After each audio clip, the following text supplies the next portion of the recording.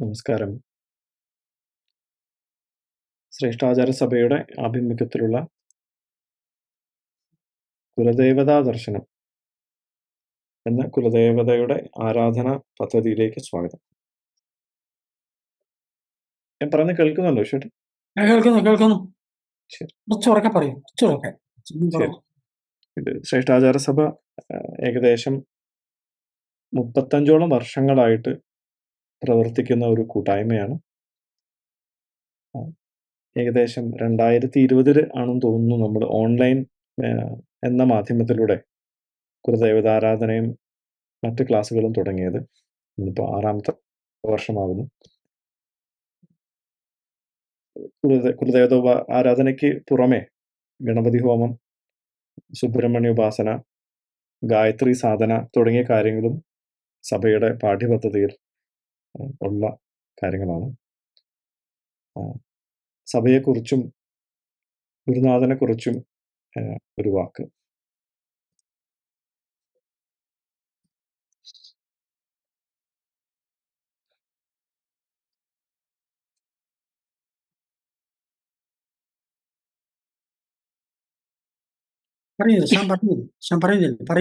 കേൾക്കുന്നു. കൊട്ടിയൂരുമായി ബന്ധപ്പെട്ട ചപ്പാരം ക്ഷേത്രത്തിലെ പാരമ്പര്യ പൂജാരിമാരിൽപ്പെട്ട ശ്രീ രായരപ്പശൻ അഥവാ ദാരപ്പശൻ അവറുകളുടെ ശിഷ്യനാണ് ആചാര്യൻ ശ്രീ MT വിശ്വനാഥൻ. നമ്മളെല്ലാം സ്നേഹത്തോടെ അദ്ദേഹത്തെ വിശ്വേട്ടൻ എന്ന് വിളിക്കും. നിങ്ങൾക്കും അങ്ങനെ വിളിക്കാം. ശ്രീവിദ്യാ ഉപാസകൻ, ആചാര്യൻ. ഇന്ന് തന്ത്രവിദ്യാ സമ്പ്രദായത്തെക്കുറിച്ച് ആധികാരികമായി സംസാരിക്കുവാനും പഠിപ്പിക്കുവാനും പ്രാവീണ്യമുള്ള കേരളത്തിലെ പ്രഗത്ഭനായൊരു താന്ത്രികൻ, ശ്രേഷ്ഠാചാര സഭയുടെ സ്ഥാപകൻ. ലോകമെമ്പാടുമുള്ള നിരവധി ശ്രീവിദ്യാ ഉപാസകർക്കും സാധകർക്കും പൂജാരിമാർക്കും ആരാധ്യനായ ഗുരുനാഥൻ. കേരള ക്ഷേത്ര സംരക്ഷണ സമിതിയുടെ പഴയകാല ഓർഗനൈസർ. കേരളത്തിലെ ഹൈന്ദവ സമൂഹത്തിൻ്റെയും ആചാര സമ്പ്രദായങ്ങളുടെയും ക്ഷേത്രങ്ങളുടെയും സംരക്ഷണത്തിനും ഉന്നമനത്തിനും വേണ്ടി ജീവിതത്തിൻ്റെ ഭൂരിഭാഗവും സമർപ്പിച്ച് തന്ത്രവിദ്യാപീഠത്തിൻ്റെ ആചാര്യനായ മാധവജിയോടൊത്ത് പ്രവർത്തിച്ച പഴയകാല സംഘപ്രവർത്തകൻ.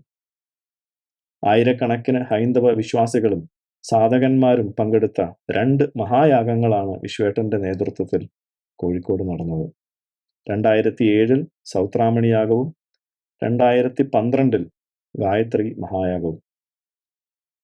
കേരള ഗവൺമെൻറ് സർവീസിൽ നിന്ന് ജില്ലാ വനിതാ ക്ഷേമ ഓഫീസറായി വിരമിച്ച ശ്രീവിദ്യ ഉപാസകയും മാധവജിയുടെ പ്രിയ ശിഷ്യയും കേരളത്തിൽ അറിയപ്പെടുന്ന ഒരു ആധ്യാത്മിക പ്രഭാഷകയുമായ ശ്രീമതി വാസന്തി അമ്മയാണ് വിശ്വേട്ടൻ്റെ ധർമ്മപത്നി. ക്ലാസ് നയിക്കാൻ വേണ്ടി വിശ്വേട്ടനെയും അമ്മയെയും ക്ഷണിക്കുന്നു. അതോടൊപ്പം ഒരു ഓർമ്മപ്പെടുത്തൽ, ഇന്ന് വളരെ നല്ലൊരു ദിവസം നമുക്ക് ക്ലാസ് തുടങ്ങാൻ സാധിച്ചു. ഇന്ന് അക്ഷയ തൃതീയയാണെന്ന് കേൾക്കണം. പുതിയ എന്ത് കാര്യങ്ങൾ ചെയ്യാനും ശ്രേഷ്ഠമായൊരു ദിവസം. ക്ലാസ്സിലേക്ക് ഇനിയും രജിസ്റ്റർ ചെയ്യാനുള്ളവർ എത്രയും വേഗം രജിസ്റ്റർ ചെയ്യേണ്ടതാണ്.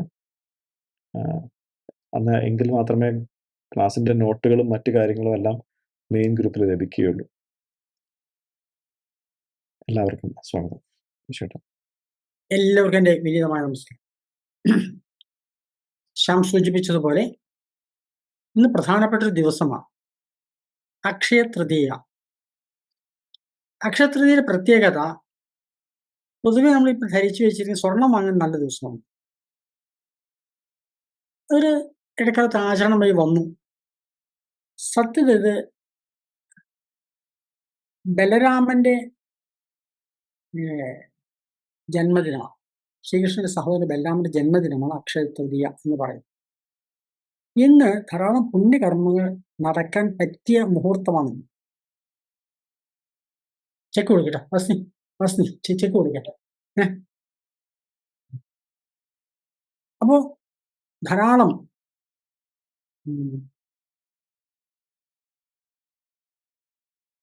പുണ്യ, പ്രത്യേകിച്ച് മന്ത്രോപദേശം, മന്ത്രജപം, മന്ത്രസാധന, ഇതിനാണ് സത്യത്തിൽ ഈ ദിവസം പ്രാധാന്യമുള്ളത്. മന്ത്രസാധനയുടെ സമൃദ്ധി ഉണ്ടാവും. അതുകൊണ്ടാണ് സമൃദ്ധിയുടെ പ്രതീകമായ സ്വർണം വാങ്ങിക്കാൻ തീരുമാനം ആചരണം വരാൻ കാരണം എന്ന് എനിക്ക് തോന്നുന്നു. സത്യത്തിൽ സാധനയ്ക്ക് പറ്റിയ ദിവസം നാം യാദൃശ്ചികമായിട്ടാണ് വേണം ഇത് മുൻകൂട്ടി ശരിക്കും പ്ലാൻ ചെയ്തൊന്നുമല്ല എന്ന് തുടങ്ങാൻ. ഇന്ന് അക്ഷയതൃതീയോട് വന്നു ചേർന്നു. അതൊരു മഹാഭാഗ്യമാണ്. കഴിഞ്ഞ പ്രാവശ്യം ഇത് തൊട്ടു മുമ്പേ ഈ പ്ലാറ്റ്ഫോമിൽ ഉണ്ടായിരുന്ന കുലദേവതാചരണമാണ് ഒരു ക്ലാസ്സാണ്. അത് തുടങ്ങിയത് കൊടുങ്ങല്ലൂർ വ്രതം തുടങ്ങുന്ന ദിവസം അന്നാണ് ശരി ആ ക്ലാസ് തുടങ്ങിയത്. മന്ത്രോത്സവ കൊടുങ്ങല്ലൂർ ഭരണി അന്നാണ്. അതിന് കുറേ പ്രത്യേക ക്ലാസ് ഉണ്ടായിരുന്നു. അതുപോലെ ഇന്നും യാദൃച്ഛ്യമായിട്ടാണെങ്കിലും ഇന്നാണ് നമ്മൾ ഈ ക്ലാസ് ആരംഭിക്കാൻ കഴിയുന്നത്. ഒരു വിശേഷ ദിവസം തന്നെയാണ്, ഈശ്വരീയമാണ്. ഇന്ന് ഈ പ്രത്യേക ദിവസത്തിൽ ഈ ക്ലാസിന്റെ പൊതുവെയുള്ള സ്വഭാവം പറയാം. ഈ ക്ലാസ് കുലദേവതയെ ആരാധിക്കാൻ വേണ്ടിയിട്ടുള്ള പാരമ്പര്യമായ രീതിയിലുള്ള പദ്ധതി. വളരെ പൗരാണിക കാലം മുതൽ കേന്ദ്ര കുലദേവതയ്ക്ക് പ്രാധാന്യമുണ്ട്. എല്ലാ കുടുംബങ്ങളും കേന്ദ്രബിന്ദു കുലദേവതയാണ്. ആ കുലദേവതയെ അവിടെ സ്വന്തം തപശക്തിയെ ദേവതാരൂപേണ ആ കുലം നിലനിൽക്കുന്ന കാലത്തോളം സന്താനങ്ങൾ സമൃദ്ധി ഉണ്ടാകാൻ വേണ്ടിയിട്ട് ആ കുടുംബത്തിലെ ആദ്യത്തെ കാരണവർ, അദ്ദേഹമാണ് ഗുരു കാരണവർ എന്ന് പറയും. അദ്ദേഹം ആ കുലദേവ തൻ്റെ ഉള്ളിൽ ചൈതന്യത്തെ ആവാഹിച്ചത് പ്രതിഷ്ഠിക്കുകയാണ് ചെയ്യുന്നത്. അവിടുന്ന് മുതൽ അത് ആർജിച്ചു വരുന്നു. അപ്പൊ ഈ ക്ലാസ്സിന്റെ സ്വഭാവം എന്ന് പറയുന്നത് ശ്രേഷ്ഠാചാര സഭ കഴിഞ്ഞ 33 വർഷങ്ങളായിട്ട് പ്രവർത്തിച്ചു വരുന്ന ഒരു കൂട്ടായ്മയാണ്. ആ കൂട്ടായ്മയിലെ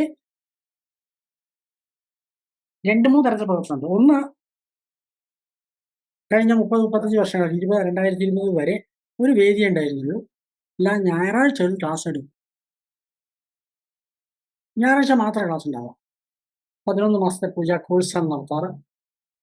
പൂജാരിമാരെ സൃഷ്ടിക്കാനായിരുന്നില്ല ശ്രേഷ്ഠാചരണം തുടങ്ങിയത്. അതാത് കുലദേവത അതാത് ആളുകളാണ് ആചരിക്കേണ്ടത്, ആ കുടുംബത്തിലുള്ളവരാണ് ആചരിക്കേണ്ടത്. അതിനെ കുടിവെക്കേണ്ടത് ആ കുടുംബത്തിലുള്ളവരാണ്, പുറമുള്ളവരല്ല എന്ന സങ്കല്പത്തിലാണ് ഇത് ആരംഭിക്കാൻ കാരണം. ആ ക്ലാസ് ആരംഭിക്കാൻ 30-33 വർഷം തുടങ്ങിയ കാരണം അതുകൊണ്ടാണ്. അപ്പൊ അവിടെ നമ്മൾ ആ പ്ലാറ്റ്ഫോമിൽ ഓഫ്ലൈൻ ക്ലാസ്സിന് സന്ധ്യാവന്ദനം, ഗായത്രി ജപം, ഗണപതി ഹോമം, ഒരു ഭദ്രകാളി പൂജ, അതിന് മന്ത്രോപദേശം ഇത്രയാണ് ചെയ്തിരുന്നു. കുറച്ച് മുൻപോട്ട് പോയപ്പോഴേ മാധവ്ജിയുടെ അദ്ദേഹത്തിന്റെ ജീവിത സങ്കല്പമായിട്ടുള്ള ഒരു തീരുമാനം പറഞ്ഞു വെച്ചതും പക്ഷെ അദ്ദേഹം നടപ്പിലാക്കാൻ കഴിയാതെ പോയതെന്നൊരു കാര്യമുണ്ട്. ആണ് സംസ്കാരക്രിയകളുടെ പുനരുദ്ധാരണം. കാരണം മതത്തിന്റെ അടിത്തറ ആധ്യാത്മികമല്ല, ആധ്യാത്മിക എല്ലാവരും ആത്മാവാണ് അടിത്തറ. ആർക്കും ആധ്യാത്മികം പരിശീലിക്കാം, മുൻപോട്ട് പോകാൻ കഴിയും. അവിടെ മതത്തിന് ഒരു സ്വാധീനവും സത്യത്തിൽ ആധ്യാത്മികതയില്ല, ഭാരതീയ ആധ്യാത്മികതയില്ല. മതത്തിന്റെ അടിത്തറ ആചരണമാണ്. ഒരാൾ ജനിക്കുന്നു, അയാൾക്ക് കുഞ്ഞുണ്ടായാൽ അത് മുതൽ തുടങ്ങുന്ന കർമ്മങ്ങൾ, ജാതകർമ്മവും ചോറൂണും അതുപോലെ കാര്യങ്ങൾ ഓരോ മതം വ്യത്യസ്തമാണ്. മരണാനന്തര ക്രിയകൾ വ്യത്യസ്തമാണ്. ഇതിലടിസ്ഥാനത്തിൽ മതമുള്ളത്. അപ്പം മതം ശക്തമാകണമെങ്കിൽ ഹിന്ദുമതം ദുർബലമാകാൻ കാരണം ആചരണങ്ങൾ നഷ്ടപ്പെട്ടുവാണ്. പല കാരണങ്ങൾ ഇതിനുണ്ട്. ചരിത്രപരമായ കാരണമുണ്ട്, രാഷ്ട്രീയമായ കാരണമുണ്ട്, ആദർശപരമായ കാരണം, പല കാരണങ്ങളുണ്ട്. ആധുനിക വിദ്യാഭ്യാസമുണ്ട്, പലതുമുണ്ട്. എന്തായാലും നഷ്ടപ്പെട്ടു, ആചരണം നഷ്ടപ്പെട്ടു. മതം എന്നുള്ളത് നമ്മൾ ദുർബലമായി. ഇന്നത്തെ സമൂഹത്തിൽ ഹൈന്ദവ സമൂഹം നേരിടുന്ന മുഴുവൻ പ്രശ്നങ്ങൾക്ക് കാരണം ആചരണം നഷ്ടപ്പെട്ടതാണ്. അത് പുനരുദ്ധരിക്കണം, ഇത് കാലാനുസൃതമായിട്ട് പരിഷ്കരിക്കണം എന്ന രീതിയിലാണ് മാധവ്ജി പാലിയത്തിൽ വെച്ചൊരു സമ്മേളനം നടത്തിയിട്ട് പാലിയം വിളംബരാന്റെ നേതൃത്വത്തിൽ കേരളം പൂഞ്ഞാറ് കേരളവർമ്മ രാജ തുടങ്ങിയ മഹാപുരുഷന്മാർ, അന്നത്തെ പ്രധാന ആചാര്യന്മാർ, വൈദികന്മാർ എല്ലാം കൂടി ചേർന്നാണ് പ്രഖ്യാപനം നടത്തി. പക്ഷെ ആ പ്രഖ്യാപനം അടുത്ത അധികാരം അദ്ദേഹം ജീവിച്ചില്ല. അതൊരു ശ്രേഷ്ഠാചാരം നിശ്ചയിച്ചു, അത് നടപ്പിലാക്കാൻ കാലഘട്ടത്തിന് ആവശ്യമാണ്. അതുകൊണ്ട് നമ്മൾ സംസ്കാര ക്രിയകൾ പഠിപ്പിക്കാനും പ്രചരിപ്പിക്കാനും പരിശീലിപ്പിക്കാനും ആചരിക്കാനും നമ്മൾ ക്ലാസ്സുകൾ തുടങ്ങി. അങ്ങനെ അത് രണ്ടാമത്തെ മുഖം അതാണ്. മാത്രമല്ല സാധനയിൽ മുൻപോട്ട് പോകാൻ ആഗ്രഹിക്കുന്നവർക്ക് ശ്രീവിദ്യാ സമ്പ്രദായത്തിലെ സാധന, കാരണം ഞങ്ങളൊക്കെ പാരമ്പര്യ ശ്രീവിദ്യാ സമ്പ്രദായം, ഇത് ഇന്ന് ധാരാളം പ്ലാറ്റ്ഫോം അതുണ്ടെങ്കിലും തുടങ്ങുന്ന ആരും വേറെ ഉണ്ടായിരുന്നില്ല. അങ്ങനെ അതും കുറേശ്ശെ തുടങ്ങി. ഇതൊക്കെ മുൻപോട്ട് പോയി 20-ാണെന്ന് തോന്നുന്നു കൊറോണ വന്നു പെട്ടു. ക്ലാസ്സുകൾ നിർത്തിവെക്കേണ്ടി വന്നു. ആ സമയത്ത് നമ്മുടെ കൂടെ ധാരാളം ആളുകൾ പുരോഗമന ചിന്താഗതിയിൽ ആധുനിക വിദ്യാഭ്യാസം ലഭിച്ച ധാരാളം ആളുകൾ ഒന്നിച്ചേർന്ന് നമുക്ക് ഓൺലൈൻ ക്ലാസ് തുടങ്ങിയാലും. ആ സമയത്താണ് സൂം എന്ന പ്ലാറ്റ്ഫോം വന്നത്. അതിൽ നമ്മൾ ക്ലാസ് തുടങ്ങി.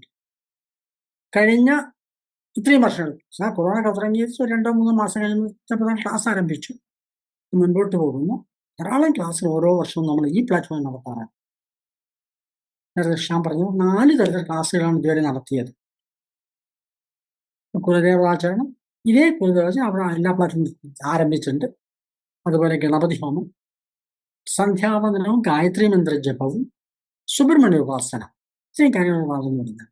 മാത്രമല്ല സമാന്തരമായിട്ട് ഇതുമായി ബന്ധപ്പെട്ട വേറൊരു പ്ലാറ്റ്ഫോമിൽ ആഴ്ചയിൽ 3 ക്ലാസ്സാണ്, വ്യാഴം വെള്ളി ശനി ദിവസങ്ങളിൽ എല്ലാം റെഗുലർ തുടർച്ചയായിട്ട് ശ്രീവിദ്യാ സമ്പ്രദായത്തിന്റെ സാധന ക്ലാസ്സുകൾ നടക്കുന്നുണ്ട്. അത് പുനർജൻ എന്ന് പറയുന്ന വേറൊരു പേരിലാണ് നടക്കുന്നത്.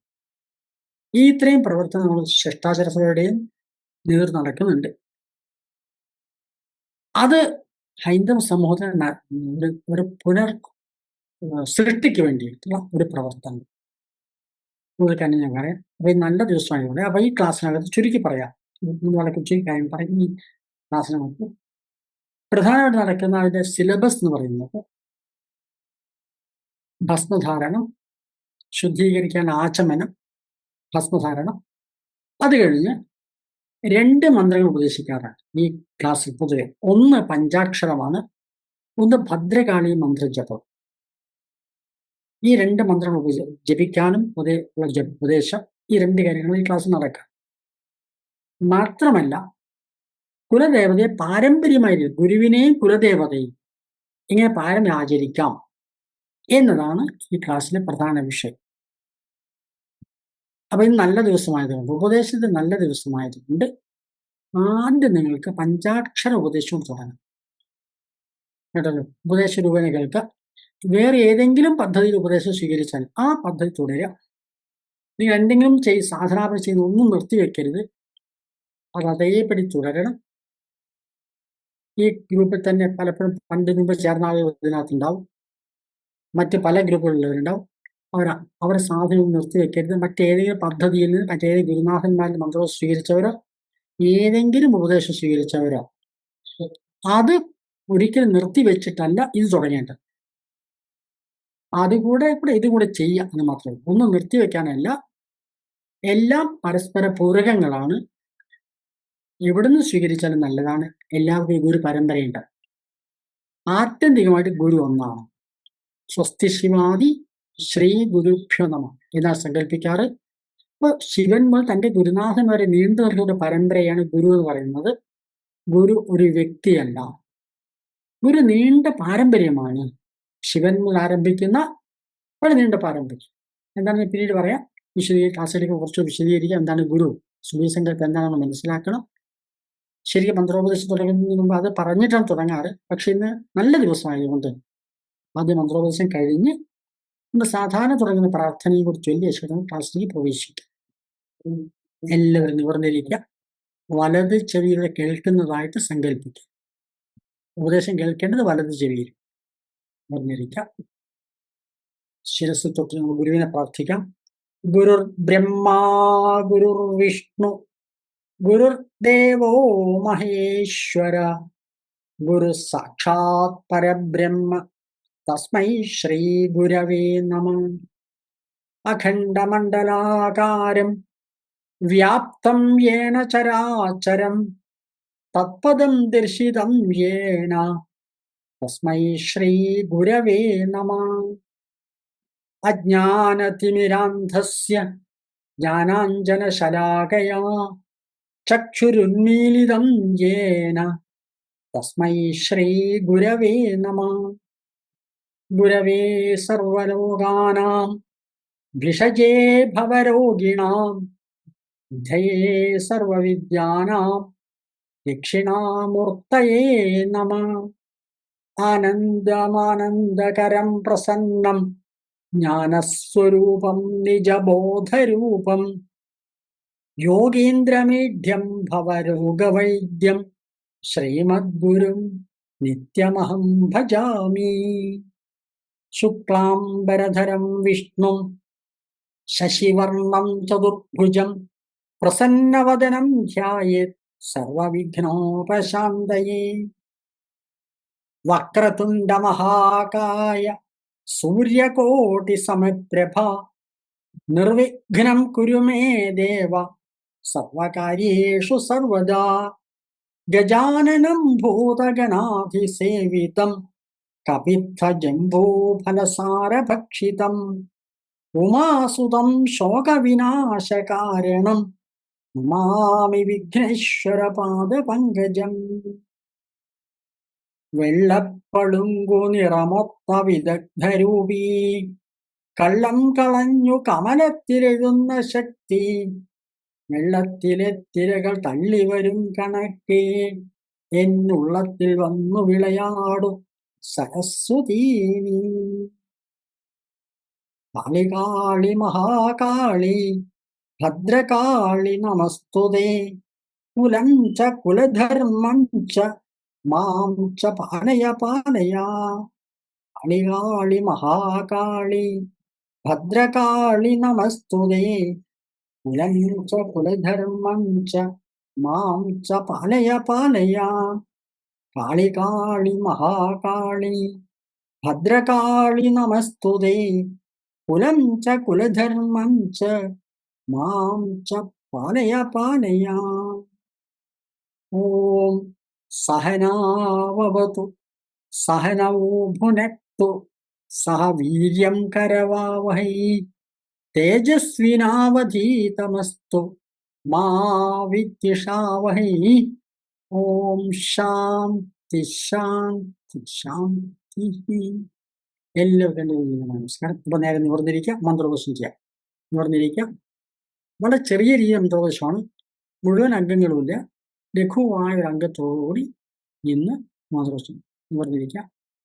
നമ്മുടെ കുലദേവതയെ, മാതാപിതാക്കളെ, ഗുരു കാരണവന്മാരെ, ഗുരു പരമ്പരയെ ഇത്രയും പേരൊന്ന് സ്മരിക്കാം. അവർ മുൻപിലുണ്ടെന്ന് സങ്കല്പിച്ച് അവർ നമസ്കരിച്ച് ഭാവന ചെയ്ത് നമുക്ക് മന്ത്രോപദേശം സ്വീകരിക്കാം. ശിരസത്തോടെ എല്ലാവരും നല്ല ശിരസത്തോടും ഉപദേശം സ്വീകരിക്കുന്നവർ. വാമദേവ ഋഷി മേൽച്ചുണ്ടിൽ പങ്ക്തിച്ഛന്ദ ഹൃദയത്തിൽ സദാശിവരുദ്രോ ദേവത.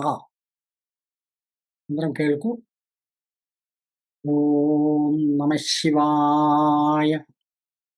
ഓം നമഃ ശിവായ. ഓം നമഃ ശിവായ. ഓം നമഃ ശിവായ. ഓം നമഃ ശിവായ. ഓം നമഃ ശിവായ. ഓം നമഃ ശിവായ. അങ്ങനെ നിരന്തരമായിട്ട് ജപിക്കാം. എങ്ങനെ ജപിക്കാം, എത്ര ജപിക്കാം ഞാൻ പറയാം. ഈ മന്ത്രം ഓം നമഃ ശിവായ മന്ത്രം ജപിച്ചു കഴിഞ്ഞാൽ 10 പ്രാവശ്യം ആ ദേവതയുടെ ഗായത്രി ജപിക്കാം. തത്പുരുഷായ വിദ്മഹേ മഹാദേവായ ധീമഹി തന്നോ രുദ്രപ്രചോദയാത്. തത്പുരുഷായ വിദ്മഹേ മഹാദേവായ ധീമഹി തന്നോ രുദ്രപ്രചോദയാത്. തത്പുരുഷായ വിദ്മഹേ മഹാദേവായ ധീമഹി തന്നോ രുദ്രപ്രചോദയാത്. നിവർന്നിരിക്കാം. അതിന് 10 പ്രാവശ്യം ചോദിച്ചത്. ശിരസ് തൊട്ടുകൊണ്ട് വാമദേവ ഋഷി പങ്ക്തിച്ഛന്ദ സദാശിവരുദ്രോദേവ.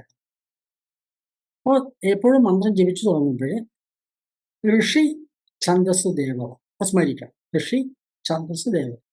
ഋഷി എന്നുള്ള മന്ത്രത്തിന്റെ ഗുരുവാണെന്ന് പറയാം. ഗുരുവിനെ സ്മരിക്കുന്ന ശിരസിലാണ്. അതിൻ്റെ ശബ്ദത്തിൻ്റെ പ്രപഞ്ചത്തിൻ്റെ ശബ്ദവുമായി അത് അനുരണനം ചെയ്യുന്ന ഈ മന്ത്രസ്പന്ദനത്തെയാണ് ഛന്ദസ് എന്ന് പറയുന്നത്. ഛന്ദസ് തൊണ്ടേന്നാണല്ലോ വരുന്നത്, ശബ്ദമേ തൊണ്ടേന്നാണ്. അപ്പൊ നമ്മൾ മേൽച്ചൊല്ലിച്ചു പങ്ക്തിച്ഛന്തം. ദേവതയെ ഹൃദയത്തിലാണ് സ്മരിക്കേണ്ടത്. സദാശിവരുദ്രോ ദേവത. മിനിമം ഒരു മന്ത്രം ജപിക്കുമ്പോൾ ഇത് ചെയ്യാം. നാമം ജപിക്കുമ്പോൾ ഇത് വേണ്ട, പക്ഷെ മന്ത്രമായിട്ട് ജപിക്കുന്നത് വേണം. ഒരു ഗുരു ഉപദേശമാണെങ്കിൽ ഇത്രയും മിനിമം വേണം. പിന്നെ കുറച്ച് കാര്യങ്ങൾ അത് ഞാൻ പിന്നീട് ഭദ്രകാളി മന്ത്രോപദേശ സമയത്ത് പറയാം. അപ്പോൾ ദേവതയുടെ മന്ത്രം ജപിച്ചാൽ അത് കഴിഞ്ഞാൽ ആ ദേവതയുടെ ഗായത്രി കുറിച്ചിരിക്കണം. ഈ ജപത്തിന് ഫലമായിട്ട് എൻ്റെ ബോധതലത്തിൽ വികാസം ഉണ്ടാകണമേ എന്നൊരു പ്രാർത്ഥനയാണ്. ഞങ്ങളുടെ ബോധത്തിൽ വികാസം. ബോധത്തിന്റെ വികാസമാണ് നമുക്ക് വേണ്ടത്. അതാണ് സാധനയുടെ ലക്ഷ്യം. ഞാനെന്ന ഭാവമത് തൊന്നായിക വേണം, തോന്നുന്നതാകിൽ അഖിലം ഞാനിതെന്ന് തോന്നേണമേ എന്നാണല്ലോ മുത്തശ്ശിമാര് പറഞ്ഞു തന്നത്. ഞാൻ എന്ന ഭാവം അവിടെ ഇപ്പൊ ബോധം നിൽക്കുന്നത് ഞാൻ എന്ന് പറയുന്ന തലത്തിലാണ്. നിങ്ങളുടെ പേരെന്താണ് എന്ന് ചോദിച്ചാൽ ഞാൻ ഇന്നാളാണ്. ജോലി എന്താണ്? ഞാൻ അധ്യാപകൻ എന്ന് പറയും. അപ്പൊ എല്ലാവരുടെ ബോധം ഞാൻ എന്ന് പറയുന്ന ബോധം കുടുങ്ങി നിൽക്കണം. ഈ പ്രപഞ്ചത്തിലെ ഏറ്റവും പരിമിതമായ ബോധം ഞാൻ എന്ന് പറയുന്ന ബോധമാണ്. അവിടുന്ന് വികസിക്കണം. മുത്തശ്ശിമാർ പറയുക, ഞാനെന്ന ഭാവം അത് തൊന്നായിക വേണം. ആ ഭാവം വികസിച്ചത് വേണം. അഖിലം ഞാനിതെന്ന ഏതുവരെ പരമാവധി പ്രപഞ്ചബോധം വരെ വികസിക്കണം എന്നാണ് സങ്കല്പം. ഏത് ഗായത്രി, സൂര്യഗായത്രി, സാധാരണ പറയുന്ന ഗായത്രി എന്ന് മന്ത്രം എന്ന് പറയുന്നത് സൂര്യഗായത്രിയാണ്. സവിതാവിന്റെ ഗായത്രിയാണ്. സൂര്യനേക്കാൾ അതിലുപരി സവിതാവിന്റെ ഗായത്രിയാണ് ഓം ഭൂർഭുവസ്വ സവിതുർവരേണ്യം എന്ന് പറയുന്ന മന്ത്രം. ഓരോന്ന് ഗായത്രി ഉണ്ട്. ഇവിടെ എന്താ പറയുന്നത്? തത്പുരുഷായ വിദ്മഹേ മഹാദേവായ ധീമഹി. ധീമഹി ഞങ്ങളുടെ ബോധത്തിൽ തന്നോ രുദ്ര അല്ലയോ രുദ്രദേവ അങ്ങ് പ്രചോദിപ്പിക്കുക, വികസിപ്പിക്കണം എന്ന് പറഞ്ഞു. സാധനയുടെ ലക്ഷ്യം അതാണ്. നമ്മുടെ ബോധതലത്തിന് വികാസം ഉണ്ടാക്കണം. അതെങ്ങനെ ഭരിക്കുന്നു എന്നൊക്കെ പിന്നീട് നോക്കാം. ഇതാണ് ലക്ഷ്യം. അപ്പോൾ ഒരു അഭ്യർത്ഥന, ഒരു പ്രാർത്ഥനയാണ് ഗായത്രി മന്ത്രം. സാധന ചെയ്തതിന്റെ ഫലത്തെ പറ്റി നമ്മൾ ദേവതയോട് ചോദിക്കണം. ഈ ഫലം എനിക്ക് തരണം. ഞാൻ ഇപ്പോൾ നിൽക്കുന്ന തലത്ത് ഞാൻ ഉയരണം. അപ്പൊ ദുഃഖിതനാണ് ഞാൻ, എനിക്ക് ദാരിദ്ര്യമുണ്ട്, ഇതൊക്കെ നമ്മുടെ ബോധം നിൽക്കുന്നത്. എനിക്ക് പ്രതിസന്ധികളാണ്. അല്ലെങ്കിൽ ഞാൻ പൈസക്കാരൻ, സാമ്പത്തിക ശേഷി എനിക്കുണ്ട് എന്നൊരു ബോധം ഉണ്ടാവും. അതുകൊണ്ടാവാം. അവിടെ ഈ പ്രതിലോമമായിട്ട് ബോധം മാത്രമല്ല, ഞാൻ നമ്മുടെ ഞാനേ എന്നൊരു ഭാവം നമ്മുടെ ഉള്ളിലുണ്ടാവും. ഞാൻ വിദ്യാഭ്യാസമുണ്ടാവും, ഞാൻ ഇന്ന വലിയ വലിയ ജോലി ഉണ്ടാവും എന്നൊക്കെ വിചാരം ഉണ്ടാവും. അവിടുന്ന് വികസിക്കണം. മനസ്സിലായി? ആ ബോധം. അപ്പം ബോധതലത്തിന്റെ വികാസത്തിന് വേണ്ടിയിട്ടാണ് ഏത് മന്ത്രവും ജപിക്കുന്നത്. അത് നമുക്ക് അതിനാണ് ഗായത്രി ജപിക്കുന്നത്. ഏത് മന്ത്രം ജപിച്ചാലും ആ ദേവതയുടെ ദേവതാ ഗായത്രി നമ്മൾ കൂടെ ജപിക്കണം 10 പ്രാവശ്യം. അതാണ് മന്ത്രത്തിന്റെ സ്വഭാവം. ഇതിലൂടെ അംഗന്യാസം, കരന്യാസം, ധ്യാനശ്ലോകം തുടങ്ങിയ കാര്യങ്ങൾ അംഗങ്ങളിലൂടെ ഉണ്ട്. അങ്ങനെ പിന്നീട് നമ്മൾ വിശദീകരിക്കാം. ഏതായാലും എന്താണ് കുലദേവതാരാധന തുടങ്ങാൻ കാരണം? അപ്പോൾ ഇത് നിത്യേന ജപിക്കാം. എത്ര ജപിക്കണം എന്ന് ചോദിച്ചാൽ, തൽക്കാലം നമ്മൾ കുലദേവതയുടെ പ്രീതിപ്പെടണമല്ലോ. നമ്മൾ മന്ത്രസാധന നമുക്ക് ഗുണകരമാവണം. വെറുതെ ഒരു ചടങ്ങിൽ ചെയ്തൊരു കാര്യം. അതിന്റെ ഫലം നമുക്ക് ലഭിക്കാം. സാധാരണ നമുക്ക് മന്ത്രം നമുക്ക് അതിന്റെ ഗുണം ലഭിക്കുന്നത് അതിന്റെ അക്ഷരലക്ഷം ജപിച്ച് അങ്ങനെ ക്രമമുണ്ട്. ഇന്നത് പ്രായോഗികമല്ല. നമ്മളെല്ലാവരും ഗൃഹസ്ഥന്മാർ. ഈ ക്ലാസ് ഒരിക്കലും ബ്രഹ്മചാരിക്കോ സന്യാസിക്കോ വേണ്ടിയുള്ളതല്ല, ഗൃഹസ്ഥന്മാർക്കുള്ളത്. ജീവിതത്തിന്റെ മുഴുവൻ പ്രാരബ്ധങ്ങളും നേരിടുന്ന ഒരു ഗൃഹസ്ഥൻ. ഗൃഹസ്ഥനെ കേന്ദ്രമാക്കിയിട്ടാണ് മറ്റ് 3 ആശ്രമങ്ങൾ നിലനിൽക്കേണ്ടത്. മുഴുവൻ പ്രാരബ്ധം നോക്കുന്നുണ്ടോ? കൗടുംബികമായ പ്രാരബ്ധം, സാമൂഹികമായ പ്രാരബ്ധം, ചുമതലകൾ ഇഷ്ടം പോലെ 100 കൂട്ടം കാര്യങ്ങളൊക്കെ ഉണ്ടാവും. അപ്പൊ നമ്മളുടെ അങ്ങനെ ഒരു കുത്തിയിരുന്നൊരു സന്യാസി ജപിക്കുന്ന പോലെ നടക്കുന്ന പ്രായോഗികമല്ല. അപ്പൊ നമ്മളോട് നമുക്ക് മിനിമം ഒരു മന്ത്രം സിദ്ധി വരുത്തും. ഇത് നമുക്ക് മന്ത്രത്തിന് കിട്ടാൻ സഹസ്രാവർത്തി ചെയ്താൽ മതി. 1008 പ്രാവശ്യം നിത്യേന മന്ത്രം ജപിക്കും. അത് കുറച്ചു കാലം ജപിക്കുമ്പോൾ നമുക്കൊരു മാറ്റം വരും. ആയിരത്തിൽ ജീവിച്ചാൽ ഒരു 3 മാസം കൊണ്ട് നമുക്ക് സമഗ്രമായ പരിവർത്തനം നമ്മുടെ ജീവിതത്തിൽ വരും. ഉറപ്പാണ് ഈ കാര്യം. ഇത് കേവലം സിദ്ധാന്തമൊന്നുമില്ല, അനുഭവമാണ് ഗുരുനാഥൻ. അനുഭവിക്കാൻ കഴിയുന്നൊരു കാര്യമാണ്. മന്ത്രസാധന അനുഭവിക്കാൻ കഴിയുന്നതാണ്, വിശ്വാസമല്ലാതെ. ഒരു മുത്തശ്ശി വന്നിട്ട് ഒരു വീട്ടിൽ കറണ്ടൊക്കെ പിടിച്ചു, ലൈറ്റൊക്കെ ഫിറ്റ് ചെയ്തു. അപ്പം ചെറിയ കൊച്ചു മകൻ പേരക്കുട്ടി പറഞ്ഞു കൊടുക്കാം, മുത്തശ്ശി ഇവിടെ സ്വിച്ച് ഇട്ടാൽ ഈ ലൈറ്റ് കത്തുന്നു പറഞ്ഞു. മുത്തശ്ശി ചോദിക്കും, എന്ത് ജാലവിദ്യ? ഏയ് അത് നടക്കില്ല എന്ന് പറഞ്ഞു മുത്തശ്ശി. വേറെ മുത്തശ്ശിക്ക് അറിയില്ല. മുത്തശ്ശി സ്വിച്ച് ഇട്ടാൽ കത്തും. വിശ്വാസം കൊണ്ടാണോ സ്വിച്ച് ഇട്ടാൽ ലൈറ്റ് കത്തുന്നത്? ഇതുപോലെ വിശ്വാസമല്ല, നമുക്ക് പ്രത്യക്ഷത്തിൽ അനുഭവിക്കാൻ കഴിയുന്നതാണ് സാധന. ഇത് ഭാരതത്തിലാണ് ആധ്യാത്മിക ഏറ്റവും വികസിതമായ ഭാവമുള്ളത്. ലോകത്തിൽ എവിടെയുള്ളതിനേക്കാൾ വലുത് ഇവിടെയുണ്ട്. മനസ്സിലായോ? അപ്പൊ ആദ്യം നമുക്ക് അനുഭവിക്കാൻ കഴിയും. ഇത് ഞങ്ങൾ പറയുന്നത് കഴിഞ്ഞ 33 വർഷത്തെ അനുഭവം കൊണ്ട്. ഇവിടെ ധാരാളം ആളുകൾ അനുഭവമുണ്ട്. എന്തിനേറെ ഓൺലൈൻ ക്ലാസ്സിൽ സാധന ചെയ്ത് മാറ്റം വന്ന ധാരാളം ആളുകൾ ഞങ്ങൾ പ്രത്യക്ഷം അറിയുന്നത്. ഇന്ന് തന്നെ ശ്യാമിന് ഒരാൾ മെസ്സേജ് അയച്ചു. 20 ക്ലാസ് തുടങ്ങുന്ന ആദ്യത്തെ ബാച്ചിൽ ഉണ്ടായിരുന്ന ഒരാൾ. ഞങ്ങൾ ആളെ പോലും അറിയില്ല, ആരാണ് അയാളുടെ പേര് പോലും അറിയില്ല. പക്ഷെ മെസ്സേജ് അയാളുടെ അനുഭവമാണ്. ഈ മെസ്സേജ് ഇവിടുത്തെ ഈ കുലദേവത ആരംഭിക്കുന്നതിന്റെ മെസ്സേജ് കണ്ടോ? അദ്ദേഹം ഒരു മെസ്സേജ് ഇട്ടാ അദ്ദേഹം അനുഭവം കഴിഞ്ഞ ഇത്രയും അകാലമായി 4, 5, 6 വർഷങ്ങളായിട്ട് മുടങ്ങാതെ ചെയ്യുന്നു. ഞാൻ അന്യതാണ് അനുഭവിക്കുന്നത്. മെസ്സേജ് അദ്ദേഹം. നമുക്ക് പൂർണ്ണ സംതൃപ്തി. നമ്മൾ ചെയ്യുന്ന കാര്യം സമൂഹം ഏറ്റെടുക്കുന്നുണ്ടല്ലോ. ഒരു കാര്യം വിജയിച്ചു എന്ന് പറയുന്നത് അത് സമൂഹം ഏറ്റെടുക്കുന്ന സമയത്ത് സമൂഹം ഏറ്റെടുക്കുന്നു. മാത്രം പ്രത്യക്ഷം അറിയുന്നപ്പോ പിന്നീട് അടുത്ത് വന്ന കുറെ ആളുകൾ നമുക്കറിയാം. കുലദേവതാരാധന രക്ഷപ്പെട്ട ആൾ, മന്ത്രസാധനം രക്ഷപ്പെട്ട ആൾ ഇഷ്ടംപോലെ. അപ്പൊ അതുകൊണ്ട് ഇത് പ്രത്യക്ഷമായി അനുഭവിക്കാവുന്നതാണ്. വിശ്വാസമല്ല അടിത്തറ, ഒരു ശാസ്ത്രമാണ്. ശാസ്ത്രമാണ്. ഒന്നും കൂട്ടി എവിടെ കൂട്ടിയാലും 1, 2 തന്നെയാണ്. അത് 1.5 ആവില്ല, 2.5 ആവില്ല. കാരണം വിശ്വാസമല്ല, ശാസ്ത്രമാണ്. ഇതുപോലെ അത്രയും ആധുനിക ഏത് ശാസ്ത്രത്തിന് മുൻപിൽ പിടിച്ചു നിൽക്കാവുന്ന രീതിയിലുള്ള ഒരു ശാസ്ത്രീയമായ സത്യമാണ് ആ മന്ത്രസാധന, ആരാധന എന്ന് പറയും. എന്ന് ഉറപ്പിച്ചു നമുക്ക് പറയാൻ. അപ്പൊ അതുകൊണ്ട് ഇത് ജപിക്കാം.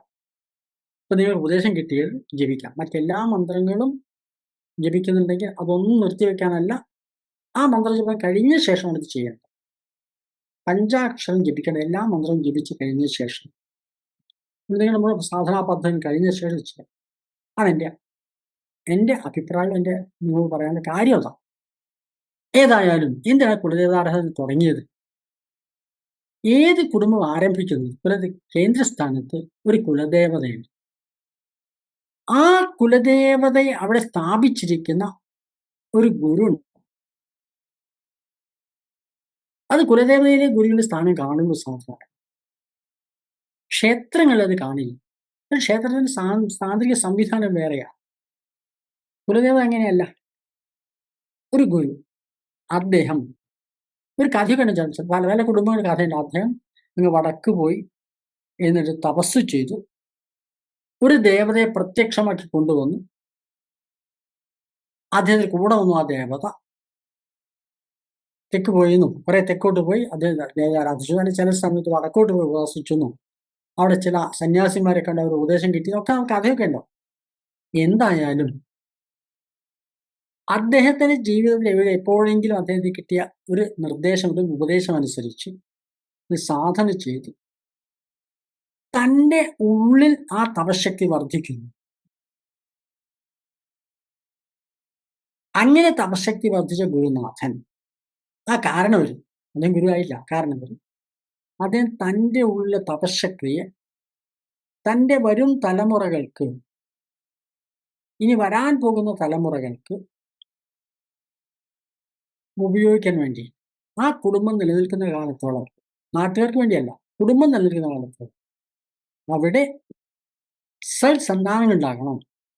സമ്പൽ സമൃദ്ധി എന്ന സങ്കല്പത്തിൽ അവർക്ക് ആരാധിക്കാൻ വേണ്ടിയിട്ട് തൻ്റെ തപശക്തി ഉപയോഗിക്കാൻ വേണ്ടിയിട്ട്, തൻ്റെ കാലശേഷ ശക്തി ഉപയോഗിക്കണ്ടേ, ആ തപശക്തി ദേവതാരൂപേണ, കുലദേവതാരൂപേണ കുടിവെക്കുന്നതാണ് കുലദേവത.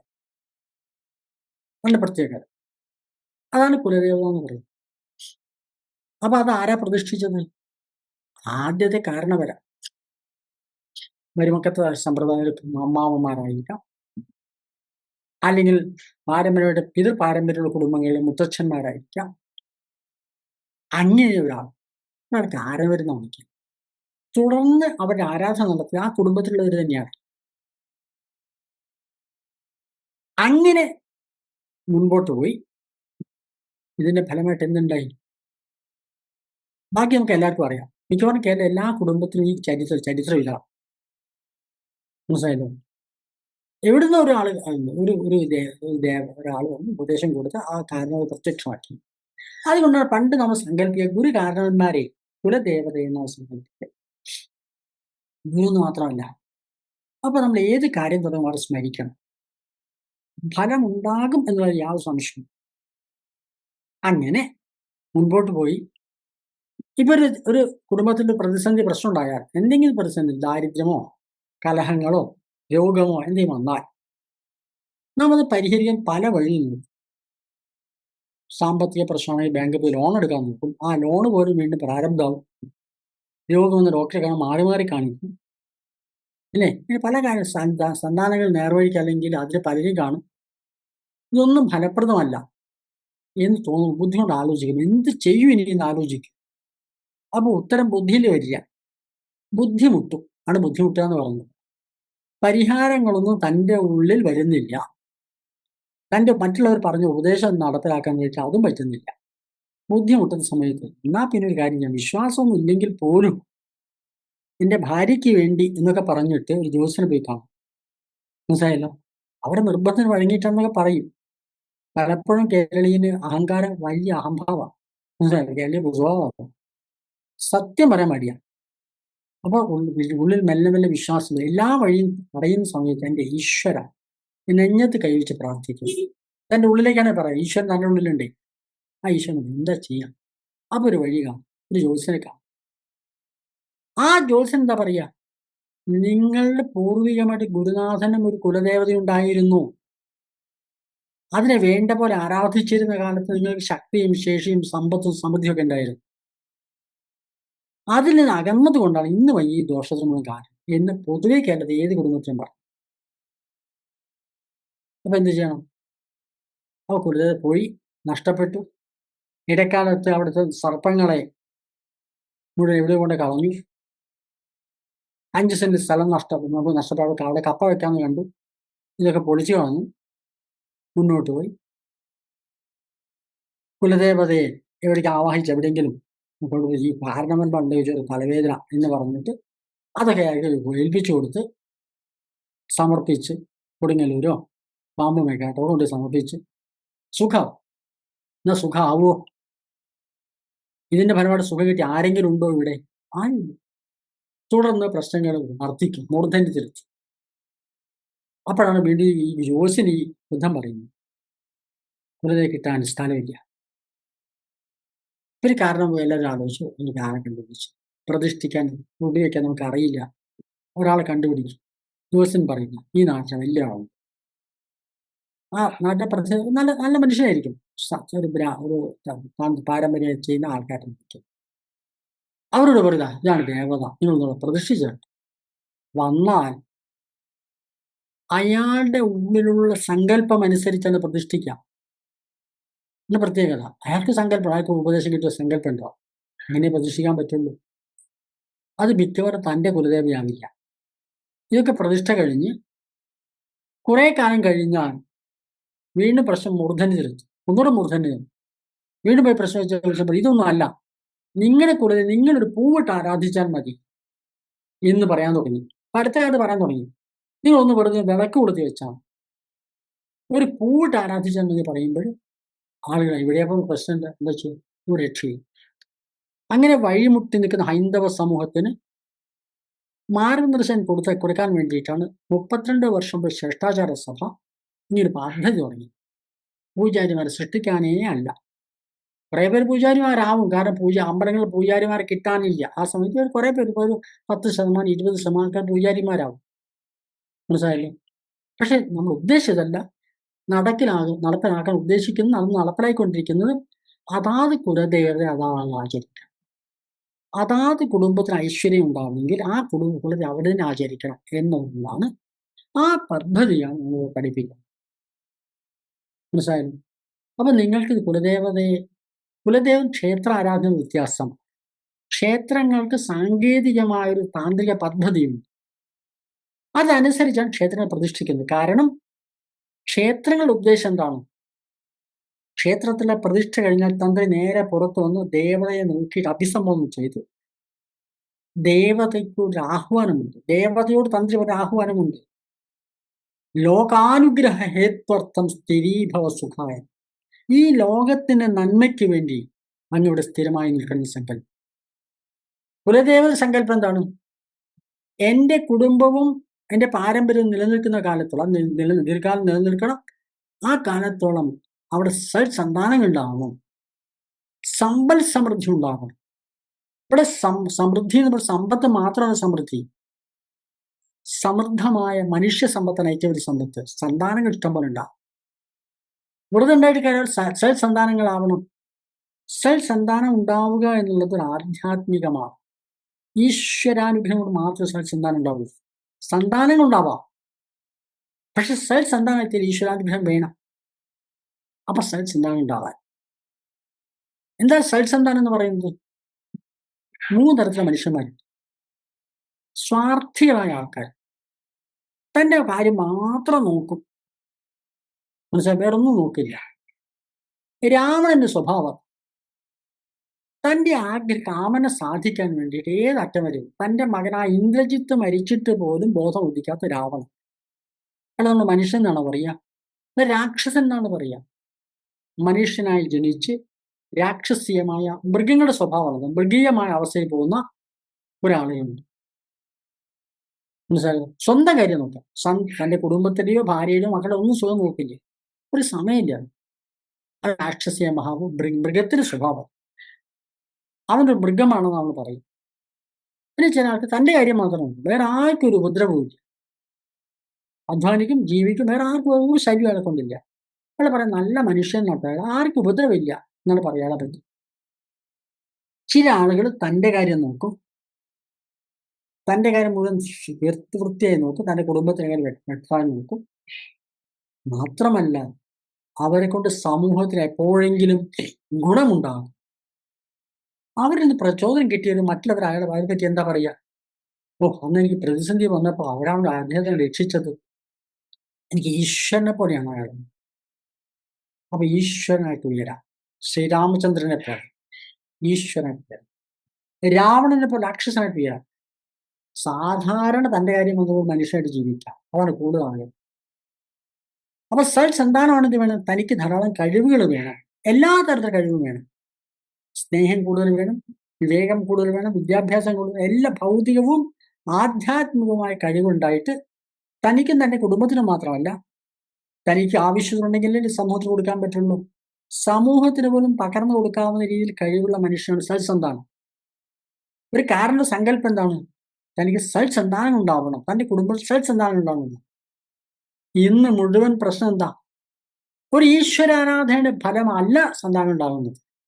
ഭൗതികമായ സുഖത്തിന് ഒരു ബൈ പ്രോഡക്റ്റാണ് സന്താനം. അതങ്ങനെ തന്നെ. അപ്പൊ അതുകൊണ്ട് കുലദേവത ആരാധന, സന്താനങ്ങളുടെ ദോഷം വന്നാൽ, സന്താന നാശം വന്നാൽ കുലദേവത ആരാധിച്ചാൽ തിരിച്ചു വരും. നമുക്ക് ധാരാളം അനുഭവങ്ങളുണ്ട്. ഒരു കുടുംബം അടുത്ത കാലത്ത് കല്യാണം കഴിഞ്ഞ 16 വർഷം ചികിത്സ നടത്തി. അങ്ങനെ ശ്രേഷ്ഠാചാരത്തിൽ വന്ന് ഭാര്യയും ഭർത്താവും വന്നു, അവർ പൂജയൊക്കെ പഠിച്ചു, ആരാധന തുടങ്ങി. 16 വർഷം കഴിഞ്ഞപ്പോൾ അവർ തീരുമാനിച്ചു എനിക്ക് മരുന്നൊന്നും വേണ്ട, കൃത്യമായി സാധന ചെയ്യാൻ തുടങ്ങി. ഇത് ഒരു കഥ പറയല്ല, അനുഭവം കൊണ്ട് പറയാം. സാധന തുടങ്ങി. 6 മാസം കഴിഞ്ഞപ്പോൾ ഇവർക്ക് പ്രഗ്നന്റ്. അവരുപോലും അറിഞ്ഞില്ല. ഡോക്ടറെ അടുത്ത് പോയപ്പോഴാണ് അറിയുന്നത്. ചില ശാരീരിക പ്രശ്നങ്ങൾ. ഡോക്ടർ പറഞ്ഞു നിങ്ങൾ പ്രഗ്നന്റ് ആണല്ലോ എന്ന് പറഞ്ഞു. ഞെട്ടിപ്പോയി. സാധനം മാത്രമേ വേറെ അനുഭവം.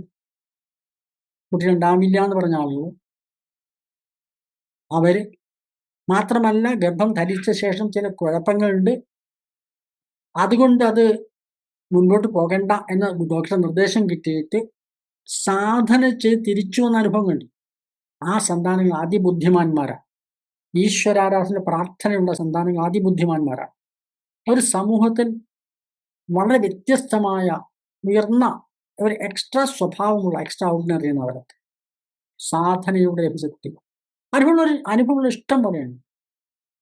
ശ്രേഷ്ഠാചാര സഭയിൽ ബന്ധപ്പെട്ട ആളുകൾ ധാരാളമുണ്ട്. അപ്പൊ അതുകൊണ്ട് സൽസന്താനം ഉണ്ടാവാൻ ഈശ്വരാനുഗ്രഹം വേണം. സൽസന്താനം ഉണ്ടാവാൻ വേണ്ടി കുലദേവകാരം. സമ്പത്തുണ്ടായിരുന്നു. ഇവിടെ കേരളത്തിൽ ഏറ്റവും കൂടുതൽ സമ്പത്തിനായി ഹിന്ദുക്കൾക്കായിരുന്നു. ഇന്ന് സമ്പത്ത് കുറഞ്ഞു. കാരണം ഭൂമി മുഴുവൻ, ഒരു കാലത്ത് ഭൂമി മുഴുവൻ ഹിന്ദുക്കളുടെയായിരുന്നു. ഭൂമിയാണ് രണ്ടാമത്തെ സമ്പത്ത്. മുഴുവൻ ഹിന്ദുക്കൾ, ഭൂരിഭാഗം സമ്പത്ത് ഹിന്ദുക്കളുടെ. ഈ കുലദേവത വേണ്ടപ്പോൾ ആരാധിച്ചിരുന്ന സന്താനങ്ങൾ വേണ്ടവർ ഉണ്ടായിരുന്ന കാലത്ത്, എണ്ണം വർദ്ധിച്ച സമയത്ത്, സമ്പത്ത് ഉണ്ടായിരുന്ന സമയത്ത് ഈ ഭൂമി മുഴുവൻ നമ്മുടെയായിരുന്നു. പക്ഷെ ഇടക്കാലത്തൊക്കെ വിട്ടു. മാത്രമല്ല, ഇവിടുത്തെ ഗവൺമെന്റ് നമ്മളെ പറ്റിച്ചു. ഇവിടെ വിഭവം കുറവാണ്, എണ്ണം കുറയണമെന്ന് പറഞ്ഞു. ഇത് കേട്ട് എണ്ണം കുറച്ച് നമ്മൾ. ഇന്ന് ഹിന്ദുവിന്റെ അവസ്ഥ എന്താ? ഏറ്റവും കൂടുതൽ സന്താനങ്ങളുള്ള സന്താനങ്ങൾ ഹിന്ദുവിനല്ല. അതിലെണ്ണം കൂടുതൽ മറ്റുള്ളവർക്കാണ്. ഭൂമി മുഴുവൻ മറ്റുള്ളവർ കയ്യിൽ. പല കുടുംബങ്ങളും സ്വത്തുകൾ വിൽക്കാൻ കാരണം കുട്ടികളില്ലാത്ത, നോക്കാൻ ആളില്ല. അപ്പൊ സന്താനങ്ങൾ നഷ്ടപ്പെട്ടു, സന്താന സമൃദ്ധി നഷ്ടപ്പെട്ടു, മനുഷ്യ സമ്പത്തിന് ഏറ്റവും വലിയ സമ്പത്താണ് നഷ്ടപ്പെട്ടു. ഭൂമി പോയി, വില പോയി, നിലവാരം പോയി, എല്ലാം പോയി. ഇന്നത്തെ ഹിന്ദുവിന്റെ അവസ്ഥ. അവസാനം തിരിച്ചു വന്നാൽ നമുക്ക് നമുക്ക് തിരിച്ചു നടക്കും. സന്താനങ്ങൾ ഉണ്ടാകും, സമൃദ്ധിയുടെ എല്ലാം ഉണ്ടാകും. രോഗമുണ്ടായാലും ദാരിദ്ര്യം എന്നും ഉണ്ടാവില്ല. ഇത് അനുഭവം കൊണ്ട് നമുക്ക് തെളിയിക്കാവുന്നതായിരുന്നു. അതിന് എന്ത് ചെയ്യണം? ഒരു തന്ത്രി വന്ന് പ്രതിഷ്ഠിച്ചാൽ, പുറമേയുള്ള തന്ത്രി പ്രതിഷ്ഠിക്കുന്നവരെല്ലാം കുറ്റം പറയുന്നത്, അത് ഏൽപ്പിച്ച നമ്മുടെ കുടുംബത്തിലുള്ള ഒരു അവസ്ഥ. ഇത് എന്താണ്ട് ആദ്യം ഒന്ന് പ്രതിഷ്ഠിക്കും. പല കുടുംബങ്ങളിലും കുലദേവ കൂടെയുള്ള ഗുരുവിന്റെ സ്ഥാനം വടക്ക് ഭാഗത്തോ വടക്ക് കിഴക്ക് ഭാഗത്തോ പാരമ്പര്യം ഉണ്ടാവും. വടക്ക് ഭാഗത്തേ ഗുരുവിന്റെ സ്ഥാനം ഉണ്ടാവും. മിക്കവാറും ഇവരൊന്ന് പ്രതിഷ്ഠിക്കുന്ന സമയത്ത് തെക്ക് ഭാഗത്താണ് പ്രതിഷ്ഠിക്കുക. പലപ്പോഴും മാറ്റും. അവ പ്രേത വിഷയമായിട്ട് മാറും. കഴിഞ്ഞ ക്ലാസ്സിനകത്ത് നമ്മുടെ മാർഗദർശനത്തിനകത്ത് ഒരാൾ എന്നോട് വിളിച്ചിരുന്നു. അവർ പറഞ്ഞു, ഞങ്ങൾക്കൊരു ഗുരു പ്രേതമുണ്ട് എന്ന് പറഞ്ഞു. ഞാൻ പറഞ്ഞു, ഗുരു എങ്ങനെയാ പ്രേതമാവുക? അവർ തന്ത്രി പറഞ്ഞു കൊടുത്താണ് ഇത് പ്രേതമാണ്. കാരണം അയാൾ പ്രേതമാണ്, മരിച്ചുപോയൊരു വ്യക്തിയാണ് പ്രതിഷ്ഠിച്ചത്, ഗുരുവല്ല. ഗുരുവിന്റെ ആരാധന കൂടെ ശരിയാണ്. ചോദിച്ചു, തെക്ക് ഭാഗത്താണ് പ്രതിഷ്ഠിച്ചത്. അത് ശരിക്കും പ്രേത വിഷയം തന്നെയാണ്. ഗുരുവിന്റെ ഗുണം കിട്ടില്ല. ഗുരു അതല്ല. ഗുരു ആരാണ്? നിങ്ങളുടെ കാരണവരാണ്. ആ കുടുംബത്തിലെ കാരണവരാണ്. അദ്ദേഹമാണ് അദ്ദേഹത്തിന്റെ ചൈതന്യത്തെ ദേവതാരൂപ പ്രതിഷ്ഠിച്ച് ഞാൻ പറഞ്ഞു. അദ്ദേഹത്തിന്റെ ചൈതന്യം തന്നെയാണ് ജൈവശാസ്ത്രപരമായ പാരമ്പര്യത്തിലൂടെ നമ്മുടെ ഓരോരുത്തരുടെ ഉള്ളിലുണ്ട്. വിളിച്ചാൽ വിളി കേൾക്കും ദേവത. മന്ത്രമൊന്നും വേണ്ട. ക്ഷേത്രങ്ങൾ അത് പോരാ, ഒരു സാങ്കേതികമായ വിദ്യയാണ്. പക്ഷെ കുലദേവത വിളിച്ചാൽ വിളിക്കും. എൻ്റെ അമ്മയെ എന്ന് ഉറക്കെ വിളിച്ചാൽ, നെഞ്ചത്ത് കൈവച്ച് എൻ്റെ അമ്മയെ എന്ന് ഉറക്കെ വിളിച്ചാൽ, അല്ലെങ്കിൽ പാരമ്പര്യമായി കേൾക്കുന്ന പേര് വിളിച്ചാൽ ദേവതയുടെ പ്രത്യക്ഷമാവുകയും. പലരും പറയാറുണ്ട്, എൻ്റെ അമ്മ എൻ്റെ കൂടെ തന്നെ ഉണ്ടെന്ന് പറയാം. എൻ്റെ കുലദേവത എൻ്റെ കൂടെ എന്ന് പലരും പറയും. എൻ്റെ ഗുരുകാരന്മാരെ എന്ന് വിളിച്ച് മുത്തശ്ശിമാരെ പ്രതിസന്ധി വരുമ്പോൾ വിളിച്ചാൽ അത് വിളി കേട്ടിട്ടുണ്ടാവും. അവർക്ക് ഒന്നും അറിയാം മുത്തശ്ശിക്ക്, പക്ഷെ വിളിക്കാൻ അറിയാം. ആ വിളിക്കാൻ വേണ്ടിയുള്ള അറിവാണ് ഈ ക്ലാസ് കയറുന്നേരം ഉദ്ദേശിക്കുന്നത്. മന്ത്രം ഒന്നുമല്ല, സങ്കല്പ ശക്തിക്കാണ് കുലദേവതയ്ക്ക് പ്രാധാന്യം, മന്ത്രശക്തിക്കല്ല. മന്ത്രരൂപേണയാണ് ക്ഷേത്രങ്ങളിൽ ദേവതയെ ആവാഹിക്കുന്നതെങ്കിൽ ഇവിടെ സങ്കല്പ ശക്തിയാണ് കുലദേവതയ്ക്കുള്ളത്. പരമ്പരയായിട്ട് പറഞ്ഞു വന്ന സങ്കല്പ ശക്തി, അവിടെ ആ സങ്കല്പ ശക്തി ദൃഢമാക്കിയിട്ട് ചെയ്ത് ആരാധിച്ചാൽ ആ സങ്കല്പ ശക്തി ദൃഢമാക്കാൻ വേണ്ടിയിട്ടാണ് നമ്മൾ 2 മന്ത്രോപദേശം കൊടുത്തരുത്. ഒന്ന് പഞ്ചാക്ഷരം, അത് പാപം തീരാൻ പഞ്ചാക്ഷരം ജപിക്കാം. പാപം തീരാൻ ഏറ്റവും നല്ലത് 2-3 വഴികളുണ്ട്. ഒന്ന്, യമ നിയമ ആസന പ്രാണായാമങ്ങളിലൂടെ നമുക്ക് ശുദ്ധീകരിക്കാം. ഇന്നത്തെ കാലത്ത് യമവും നിയമവും പ്രായോഗികമല്ല. നമ്മൾ ജീവിത സാഹചര്യത്തിൽ നടക്കില്ല.